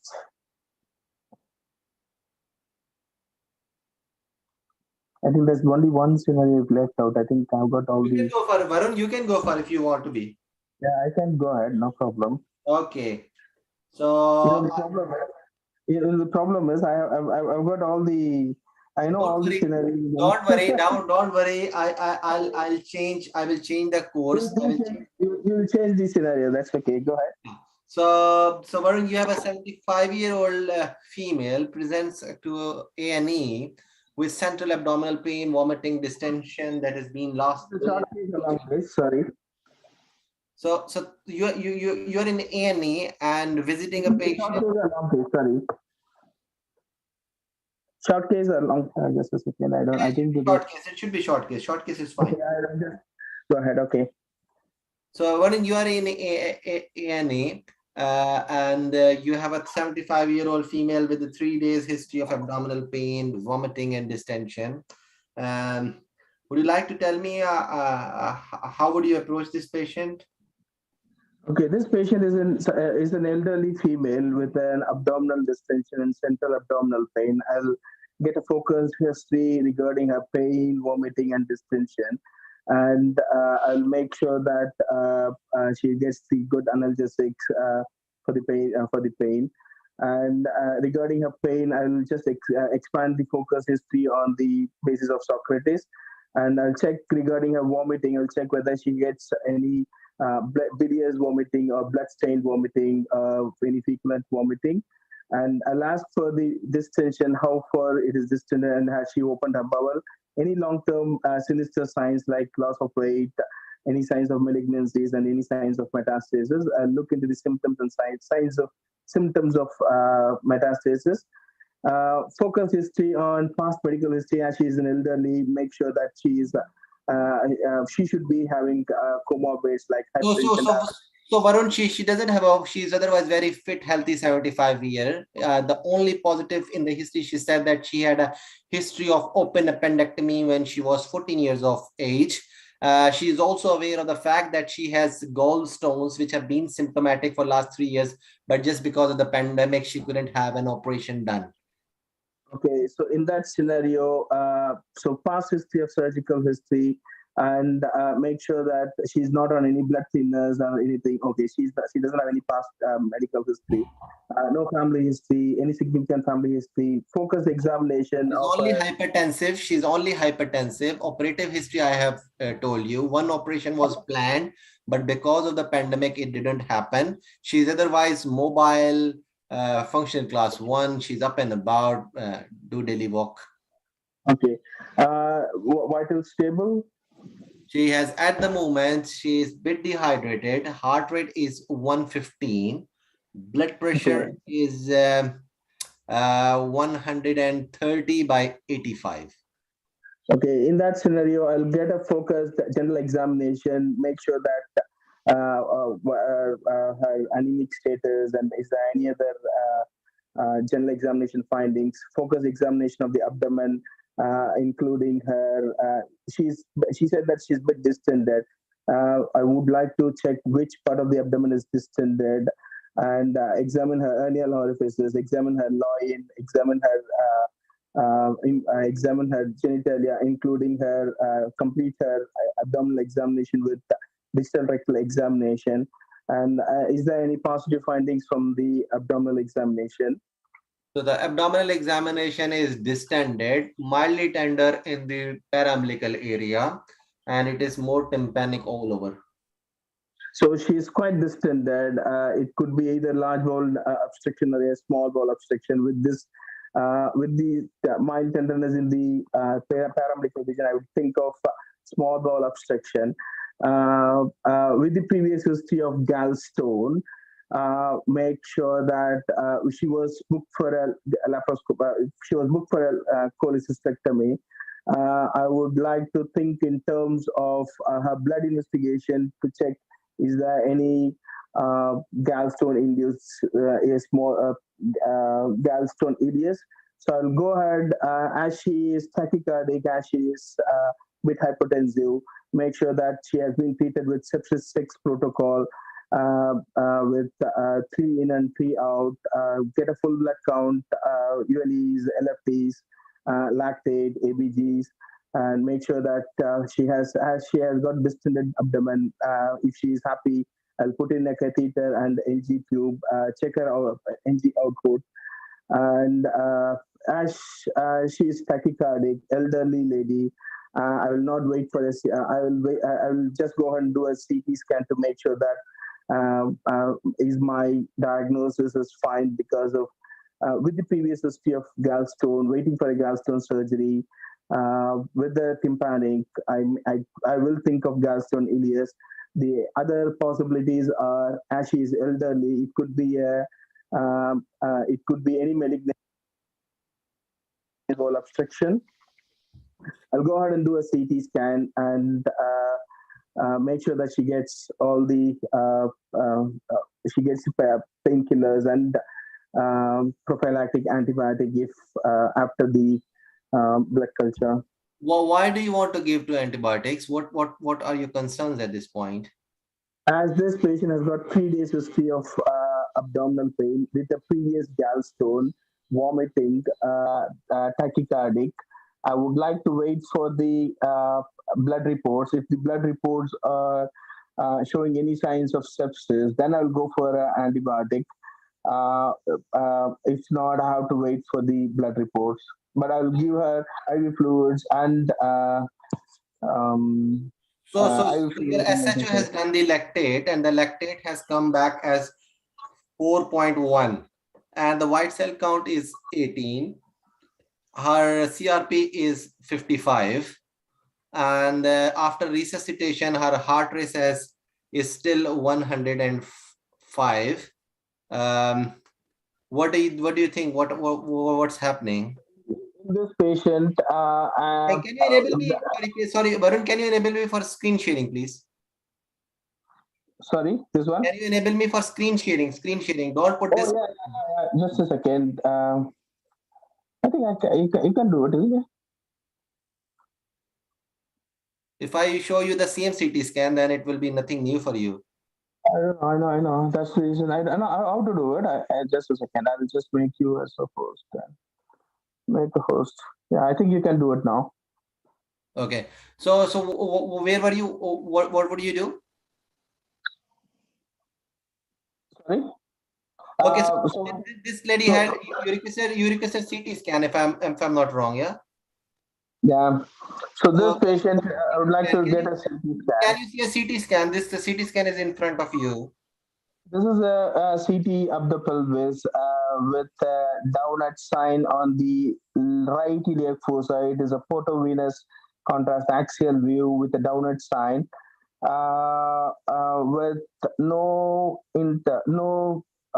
gas particles in the intestinal wall. There is no obvious dilatation of the small bowel, and the large bowel is looking like the right iliac fossa. The large bowel is fine, and there's no obvious small bowel. It could be an interception, or it could be a gallstone causing ileus, because this patient has a previous history of gallstone surgery. So I will expect this thing to be a gallstone rather than an interception. I'll discuss with my radiology colleague about the diagnosis. I'll wait for the a full formal radiology report. So you have put an NG catheter fluid. Your after 4 hours of resuscitation, lactate has dropped down to 2.8, and the CT scan has been reported as there is a 2.5 centimeters gallstone in the distal ileum with associated disc proximal small bowel dilatation. There is no evidence of a bowel perforation, free air, or ischemia of the bowel. How would you approach this patient now? So I will explain this to the patient. She's a fit and healthy lady. She's got capacity to understand what is happening. I'll explain with her about the diagnosis and about the CT image.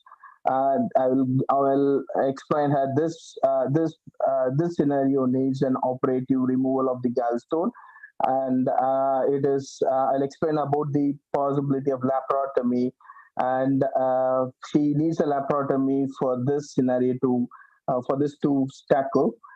Consent her for the laparotomy and make sure that NELA score is done.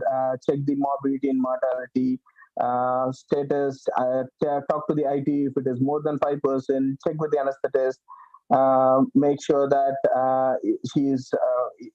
check whether she is a candidate for ITU or a ward-based care. and discuss with the ITU consultant, get the consent for all kind of in terms of risk and benefit, more concerned about the enterotomy, stoma, anastomosis. And I'm not going to do anything for her gallbladder, even if she has got anything in the gallbladder. So proceed with the laparotomy and make a thorough laparotomy, check the site, what is happening, make a enterotomy proximal to the at least 2 or 3 centimeter proximal to the gallstone which is impacted, milk the stone proximal to the milk the stone proximally and remove the stone, make vertical incision and horizontal stitches, horizontal enterotomy closure, put in a drain, check the proximal bowel for any other stones, and you make sure that there's no further stones in the small bowel. So Varun, you didn't enter a lithotomy on this patient and the operation remained well. Post-operation was shifted into a ward care bed. But on the day 5, she's still complaining of vomiting, distension, and unable to open the bowels. She just opened a bowel once 2 days back. What are your concerns at this point and how would you manage this patient? I'll check whether she has got recurrent stone pausing from the, I'll repeat the CT scan, make sure that is there any further stones into the small bowel, has she got any other pathology. My first thing is, if it is a 5th day, is the enterotomy has opened up or is there any perforation in the site of impaction, has the bowel which is around the area of impaction has got gangrenous or something, or is there any other stone which is causing this problem. Repeat the CT, wait for the CT report, and check what exactly is happening. Can you tell me what is the pathophysiology of a gallstone ileus and which type of the syndromes has more information to make? Usually, there is a syndrome. What happens is the neck of the gallbladder impacts the duodenum or the common bile duct. It's more of the duodenum. The stone from the gallbladder enters into the duodenum. The ileocecal valve is the area where it's a narrowest part when it crosses the duodenum. So most of the time, the gallstone gets impacted at the proximal level of the ileocecal valve. This is the gallstone ileus pathophysiology. And which type of Mirzis do cause this? Type 4. And are you aware of the regular signs? Regular signs, oh my God, I completely forgot. Sorry. Okay. I think this is related to, oh, I forgot, sorry. That's good. Right. So starting from Goan, what's your comments? It went well. First thing, I didn't listen to. Should we always include the performance status in our history? Like after, let's say, the surgical history or family history, just include it as a routine thing, or? No, if the patient is 75 years old and we have to check the operability status, probably. Saqib said me that there's no fit and there's no healthy patient, no previous history of medical history. So I went and said that she has got mental capacity, she's a fit and healthy lady. But at the age of 75, if the patient has got rheumatoid arthritis, cognitive impairment, Alzheimer's, and all these things with COPD, low oxygen, then my management plan will be different. I will say, sorry, if the mortality is more than 20%, 30%, 50%, NILA scoring, and then I'll say just conservative management. If the patient is not responding to the conservative management, end of life care, that's it. But if the patient is fine, healthy, I'll definitely go ahead and do. Yeah. And as you rightly said, the rectal examination. Sorry, just a second, Gwen. Sendil wants to leave. Sendil, do you want to comment anything? Oh, I think he left. Oh, I think he left. No problem. Sorry. Okay. Go ahead, Ben. So you rightly said the digital rectal examination you do. Although this case there is no relevance, but in the case of obstruction, be it small bowel or large bowel, you have to do a digital rectal examination. Any patient with this abdominal distension, I will definitely do a rectal examination. We don't know whether it is a small bowel or a large bowel. First thing is, when we don't put a finger in, it can be just a rectal tumor, which we are missing, obviously. So we have to do it, I think. Yeah, and you picked up the gallstone symptoms and rightly told. And one more thing, sir. One more thing I wanted to mention was you were terming gallstone. Actually, I was using this term. I was corrected once I came to the HPB unit and told that it should be told as gallstone. So in India the pronunciation used to be gallstone, but here they prefer a gallstone. Sure. And another thing is you were mentioning about ward-based care and 5%. What is that? I didn't know that. Any patient who has got more than 5% mortality rate, this patient has to be discussed with the ITU consultant. So when you do the NELA scoring, when the mortality is more than 5, you are supposed to inform the anesthetist, make sure the intensive care is aware of the patient. If the mortality is less than 5, then we can go ahead and proceed without discussing with them. Yeah, okay. Other thing is you did mention about routine post-op ILS and electrolyte. You'll see the electrolytes and manage it in your differential diagnosis. After 5 days, patient is having distension, and he was saying that it has not since the surgery it has not done, isn't it, Sakib? After the surgery, it has not resolved. No, I said that after 5 days, she opened the bowel on day 3. On the 5 days, she had distension, vomiting, and not opening the bowels. And the Gohan point is very valid in that point. That yes, you mentioned all the other things. One more thing you could have added is just is it a routine post-op IDS? I'd be checking the electrolytes and everything. And, good. Thank you. Yeah. And in the end, you were mentioning about regular size. What were you? Were you talking about the Miritzi grade or something, or? Regular sign is perforation sign, isn't it? He was just asking you something different from perforation. Like there is a air around the bowel wall. Am I right? I don't want to get there. Oh, sorry, there was a mistake from my part as well. I wanted to go more in the depth of the pathophysiology so that we just take an idea that we should be focusing on this part as well. So regular sign and regular troid. What I wanted to mention. Regular sign. Regular troid when you have a pneumobilia, when you have distended bowel. I agree. I misheard it. Sorry. And Mirzi, I'm not sure whether it's Mirzi type 4, type 5. I think type 5. 4 or type 5. Even I felt like type 4 or type 5. Less than 1/3 is that 2/3. All these things are academics. I have to go memorize things. One more question is Miritzi and gallstone ILS related? I think so, yes.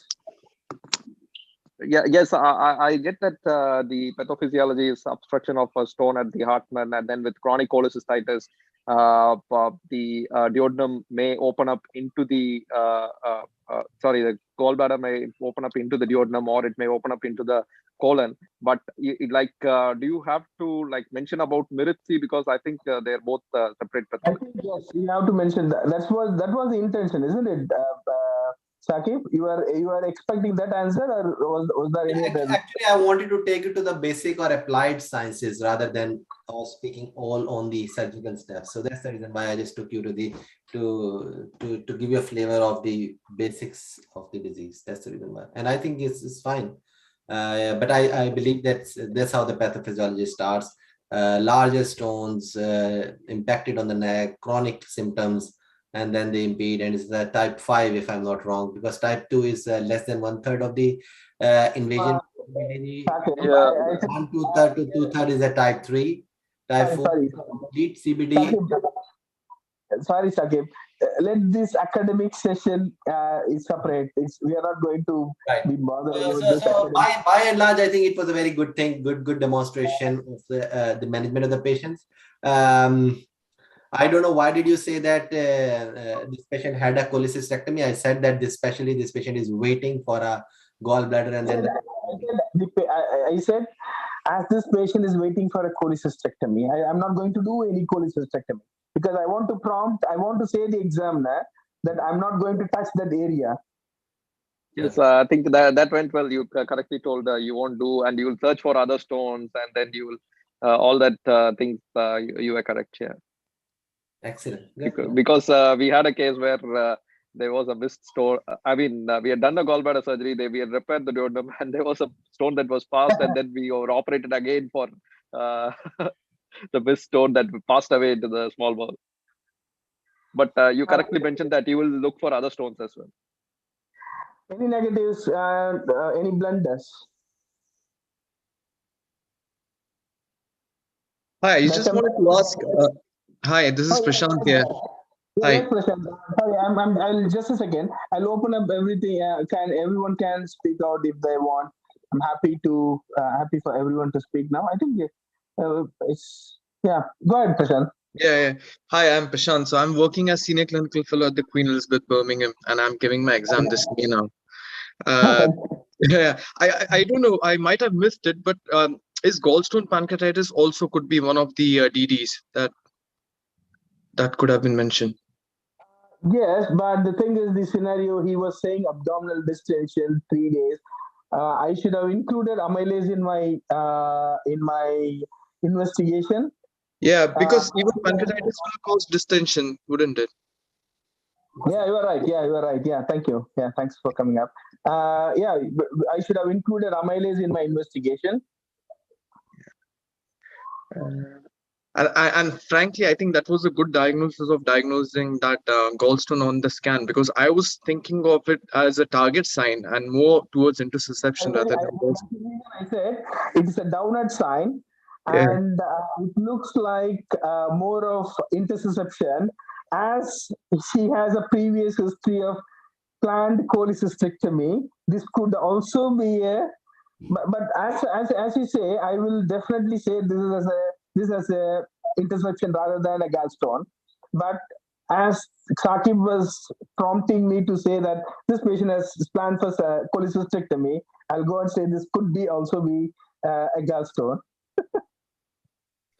Yeah, but the thing is that I made a history in a way because intussusception in a 75-year-old is almost always at the background of a neoplastic things, and most of the times they have some previous medical records, medical symptoms, and that's the reason why I was totally denying to take you towards intussusception second to the malignant process, no symptoms, nothing, otherwise fit and healthy, and yeah, I took it towards more to the gallbladder. Because and she was waiting for the gallbladder surgery. Yeah. The other thing was the other thing is when you mentioned. I see, as far as CT scan is concerned, I think that is showing more. I think you are taking it as a target sign because of this hyperdense area within the stone.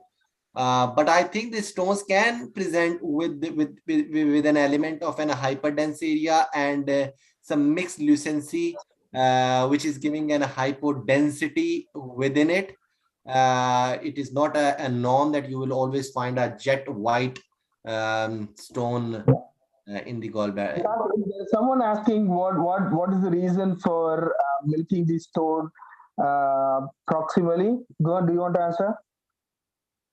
I think the stone is stuck at the narrowest part of the bowel. So at that point, I wouldn't open up because it may be necrotic or so I would open up proximally and milk and take it out. Because this is the most unhealthy area. Most unhealthy.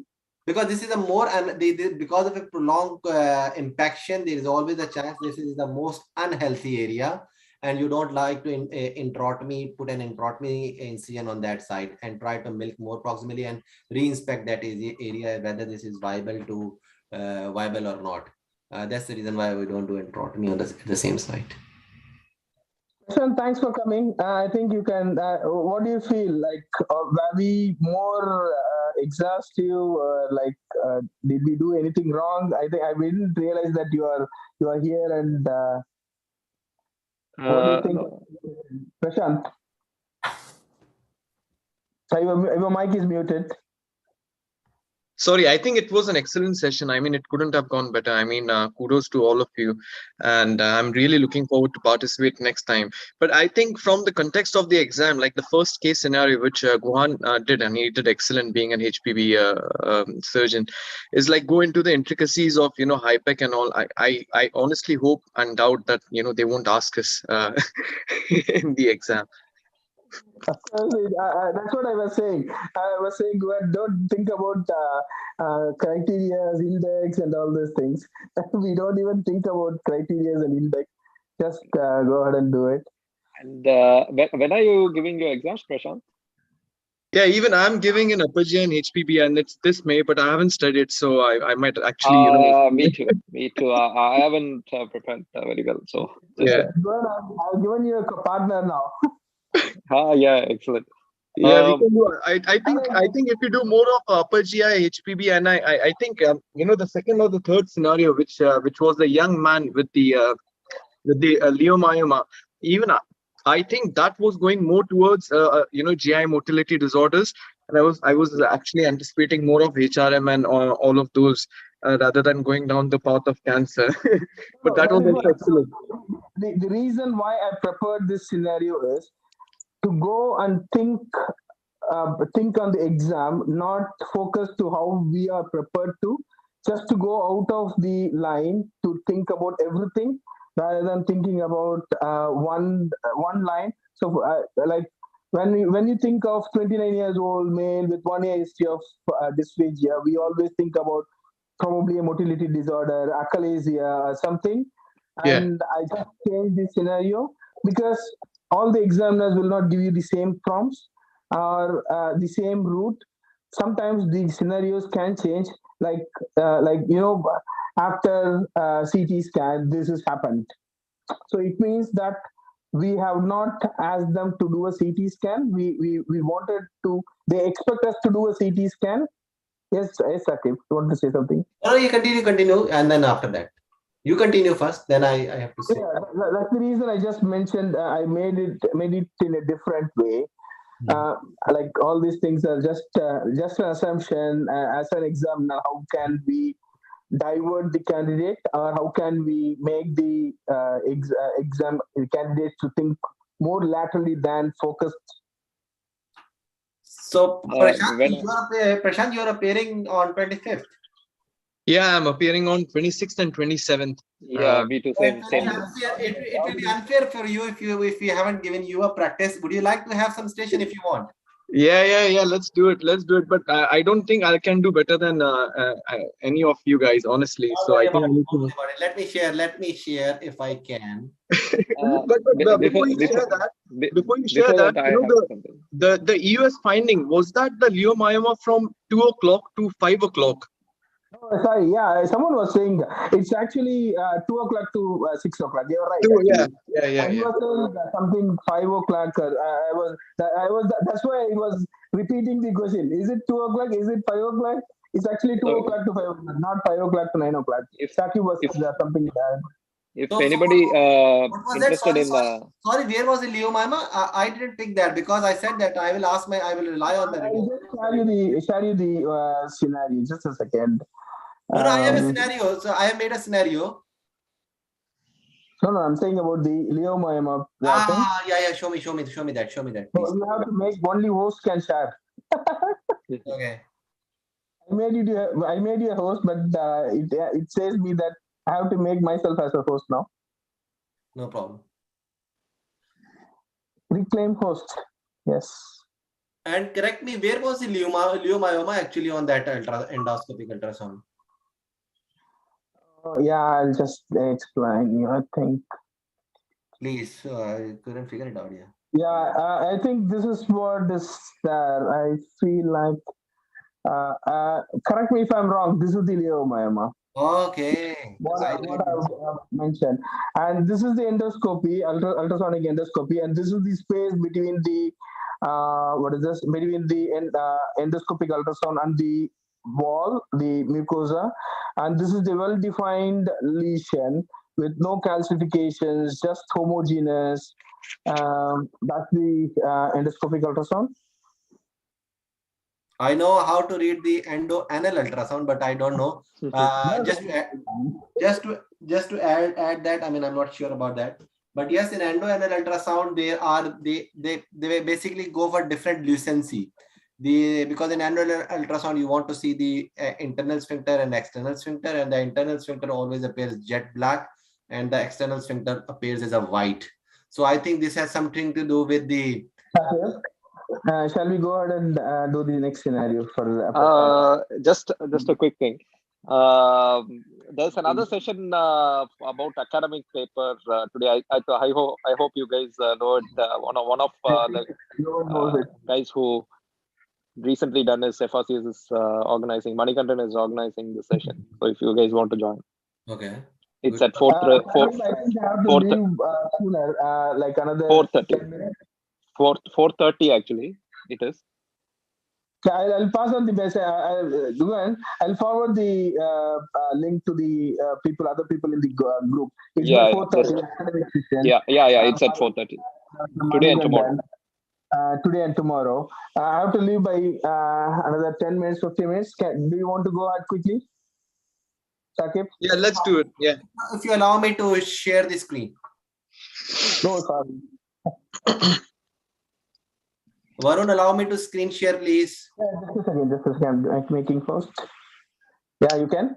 Okay. So yes, Prashant, this is your scenario. You are a consultant on call. You have a team of few juniors with you. Unfortunately, your registrar is somehow absent, and you have received a 24-year-old trauma victim who was injured during a football match. He doesn't have any previous medical problems. He looks cold, pale, clammy. He's drowsy but arousable.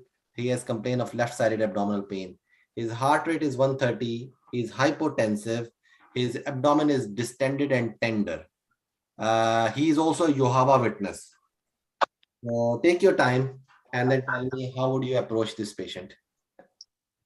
Right. So this is clearly a quite poorly patient who has had a blunt abdominal trauma, and he looks quite unwell. So I'll assess and resuscitate him. So resuscitation, assessment, and management will run parallelly on the lines of ATLS principles. So I will first assess his airway, breathing, circulation. I would make sure that his airway is patent, and I'll establish if he's able to speak, and that would mean that his airway is patent.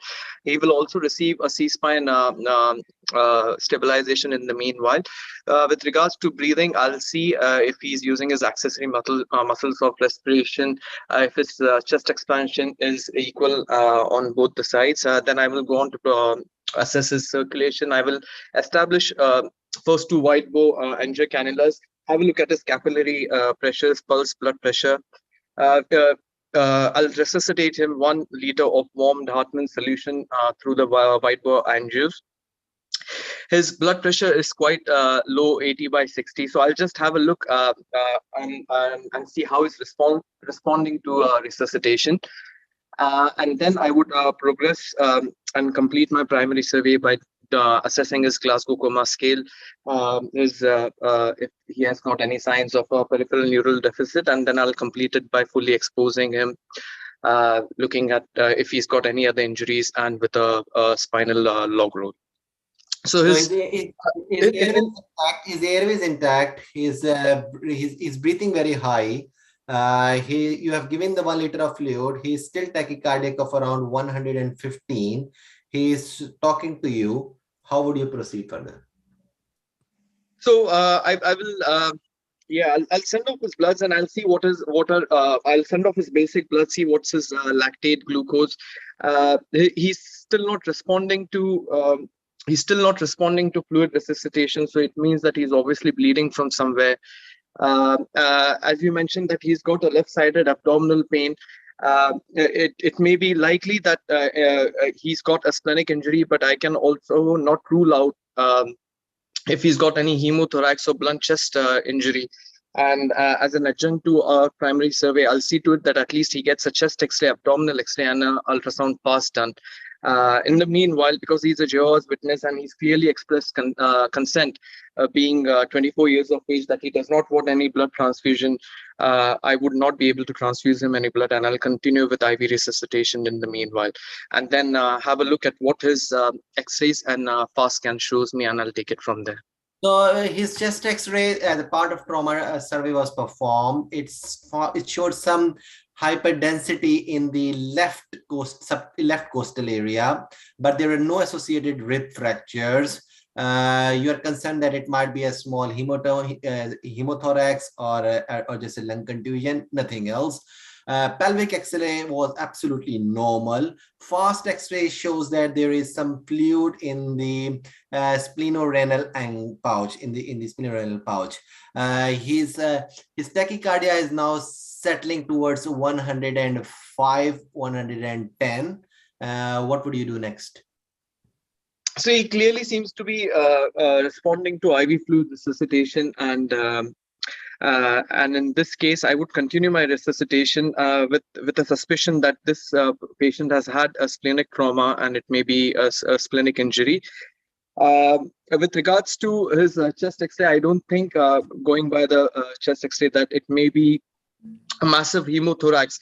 But if doubt persists and he's still not responding to resuscitation, I would have a very low threshold to do a preemptive left intercostal drainage and see if he has got any significant hemothorax.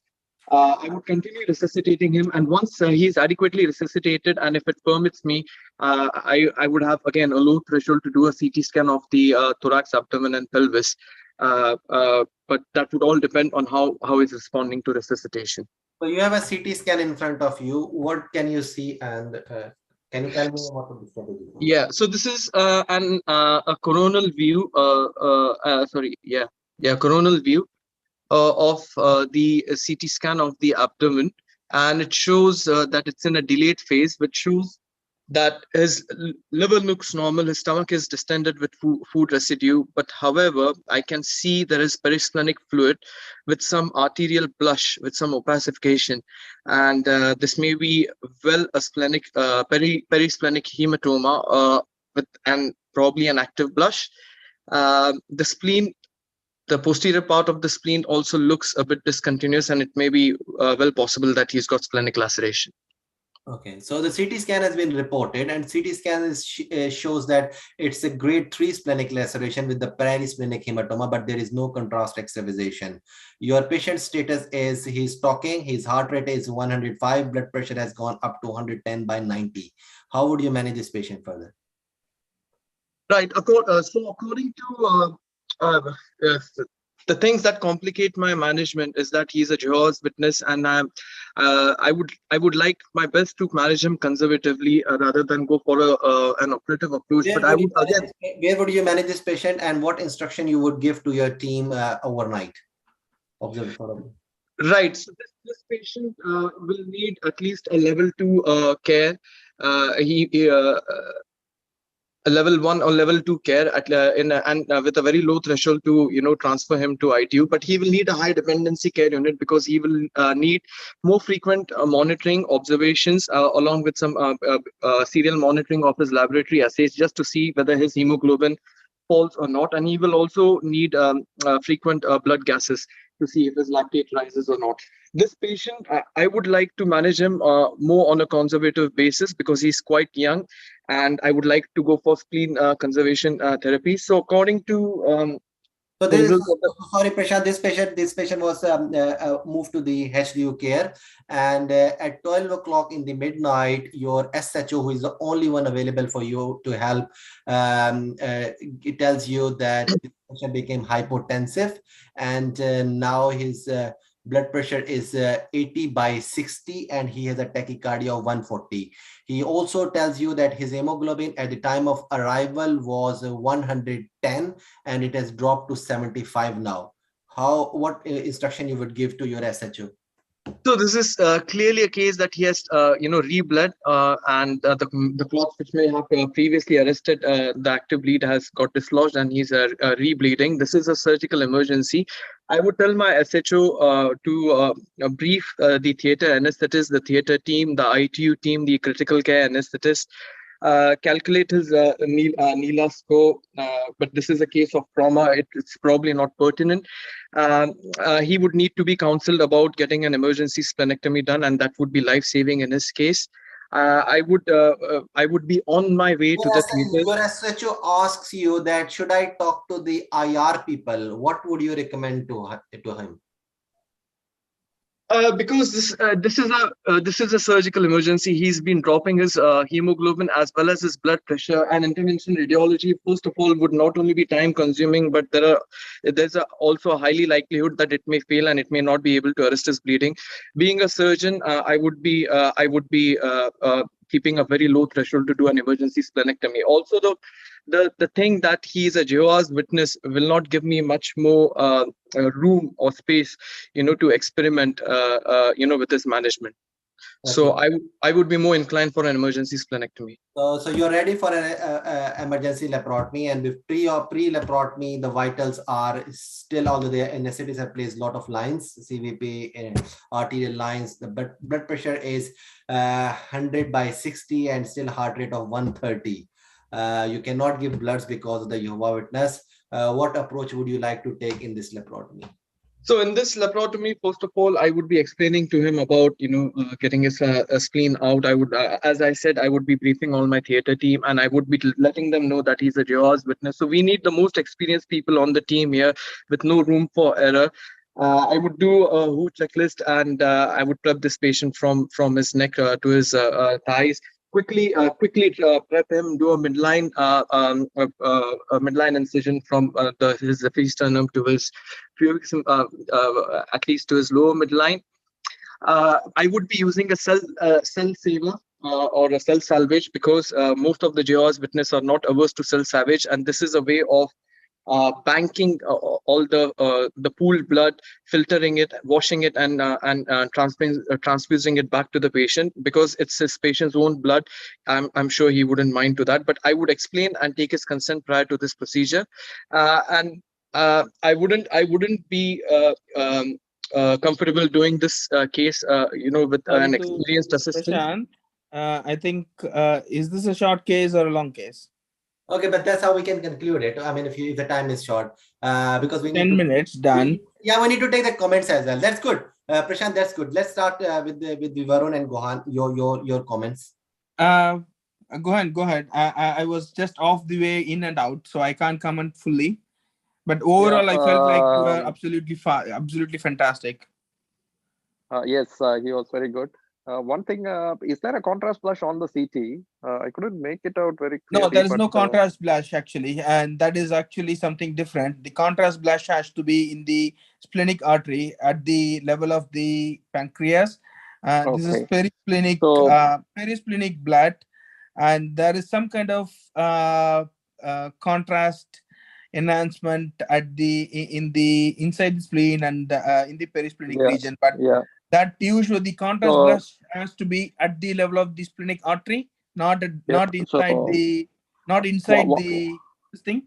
Yeah, one thing I would have said is with the CT, I would have discussed with the radiologist or intervention radiologist on call to whether this guy has could be benefited from AJ embolization in his first time when he was tachycardic and moved to the HDU. So that is one point that I would add.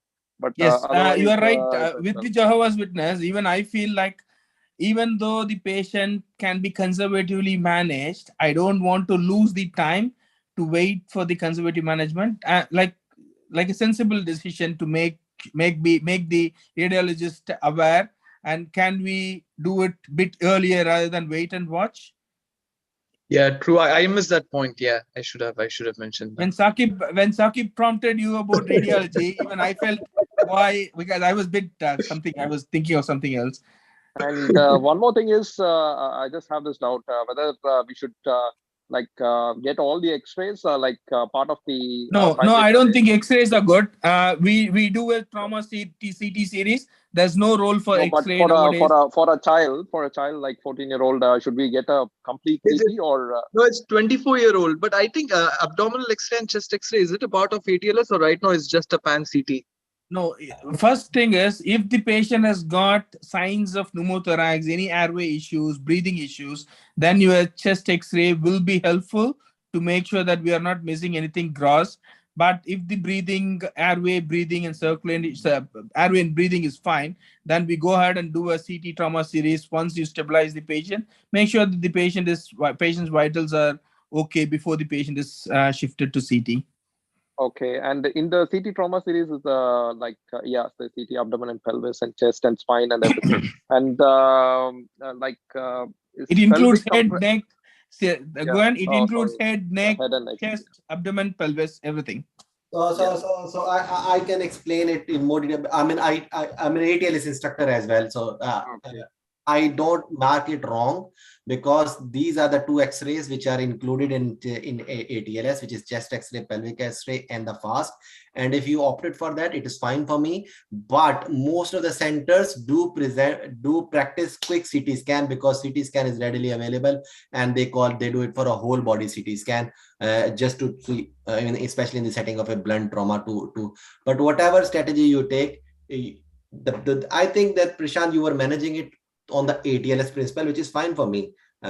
You went for an X-ray chest, and it is for me that I need to unfold the scenario. You said the FAST, I gave you the finding of a FAST. But yes, the ATLS talks about in terms of investigations. The primary survey has only chest X-ray, pelvic X-ray, and FAST.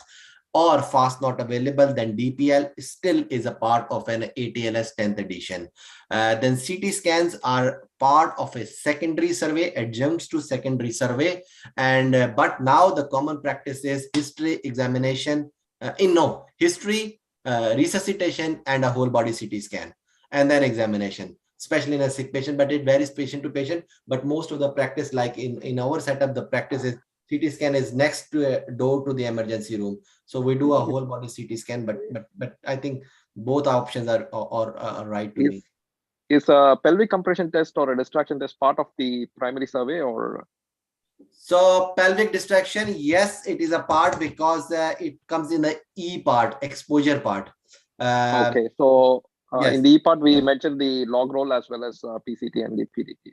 But again, those as per the 10th edition of ATLS, E part is included, but practically it's a whole body CT scan which detects, which does all of the things. But yes, because if you have a patient who's in hypotensive, then the ATLS says that look for the floor and 3 more. So any obvious bleeding on the floor, and then chest, abdomen, pelvis, and the long bones, that can be a possible site. And just to rule out the pelvic injuries, you do a pelvic distraction, pelvic stability, just to see that whether the patient is having a huge amount of bleeding, ongoing bleeding in the pelvis, second the pelvic fractures. All right. Shall we wind up the session? One more thing. Okay. Sorry. I think I didn't give any comment, but I think Prashant, it was go ahead. Go ahead. To all, everyone, to all. I can prepare tomorrow. We can have a session like this tomorrow. If you guys are really interested, we can have a session. I thought of winding up by 1 o'clock or 1:30. It is almost 1 hour. No. Just I wanted to ask one thing. Go ahead. Is there like for vascular and breast, like in a short case, like I will. Like there is vascular. There is breast. No. Like a format for history. Everything will be appearing. Is there like a format for history, short thing that we can? No, I'll make you. I'll get you all the scenario tomorrow. Okay. Sorry, Sakib, you were saying something? It was a very good demonstration. I really liked it. Very thorough. Very thorough, checking all the things, especially the shortcomings in the with the patient, all the factors you looked after, and you just took whole scenario together. That was a really good thing.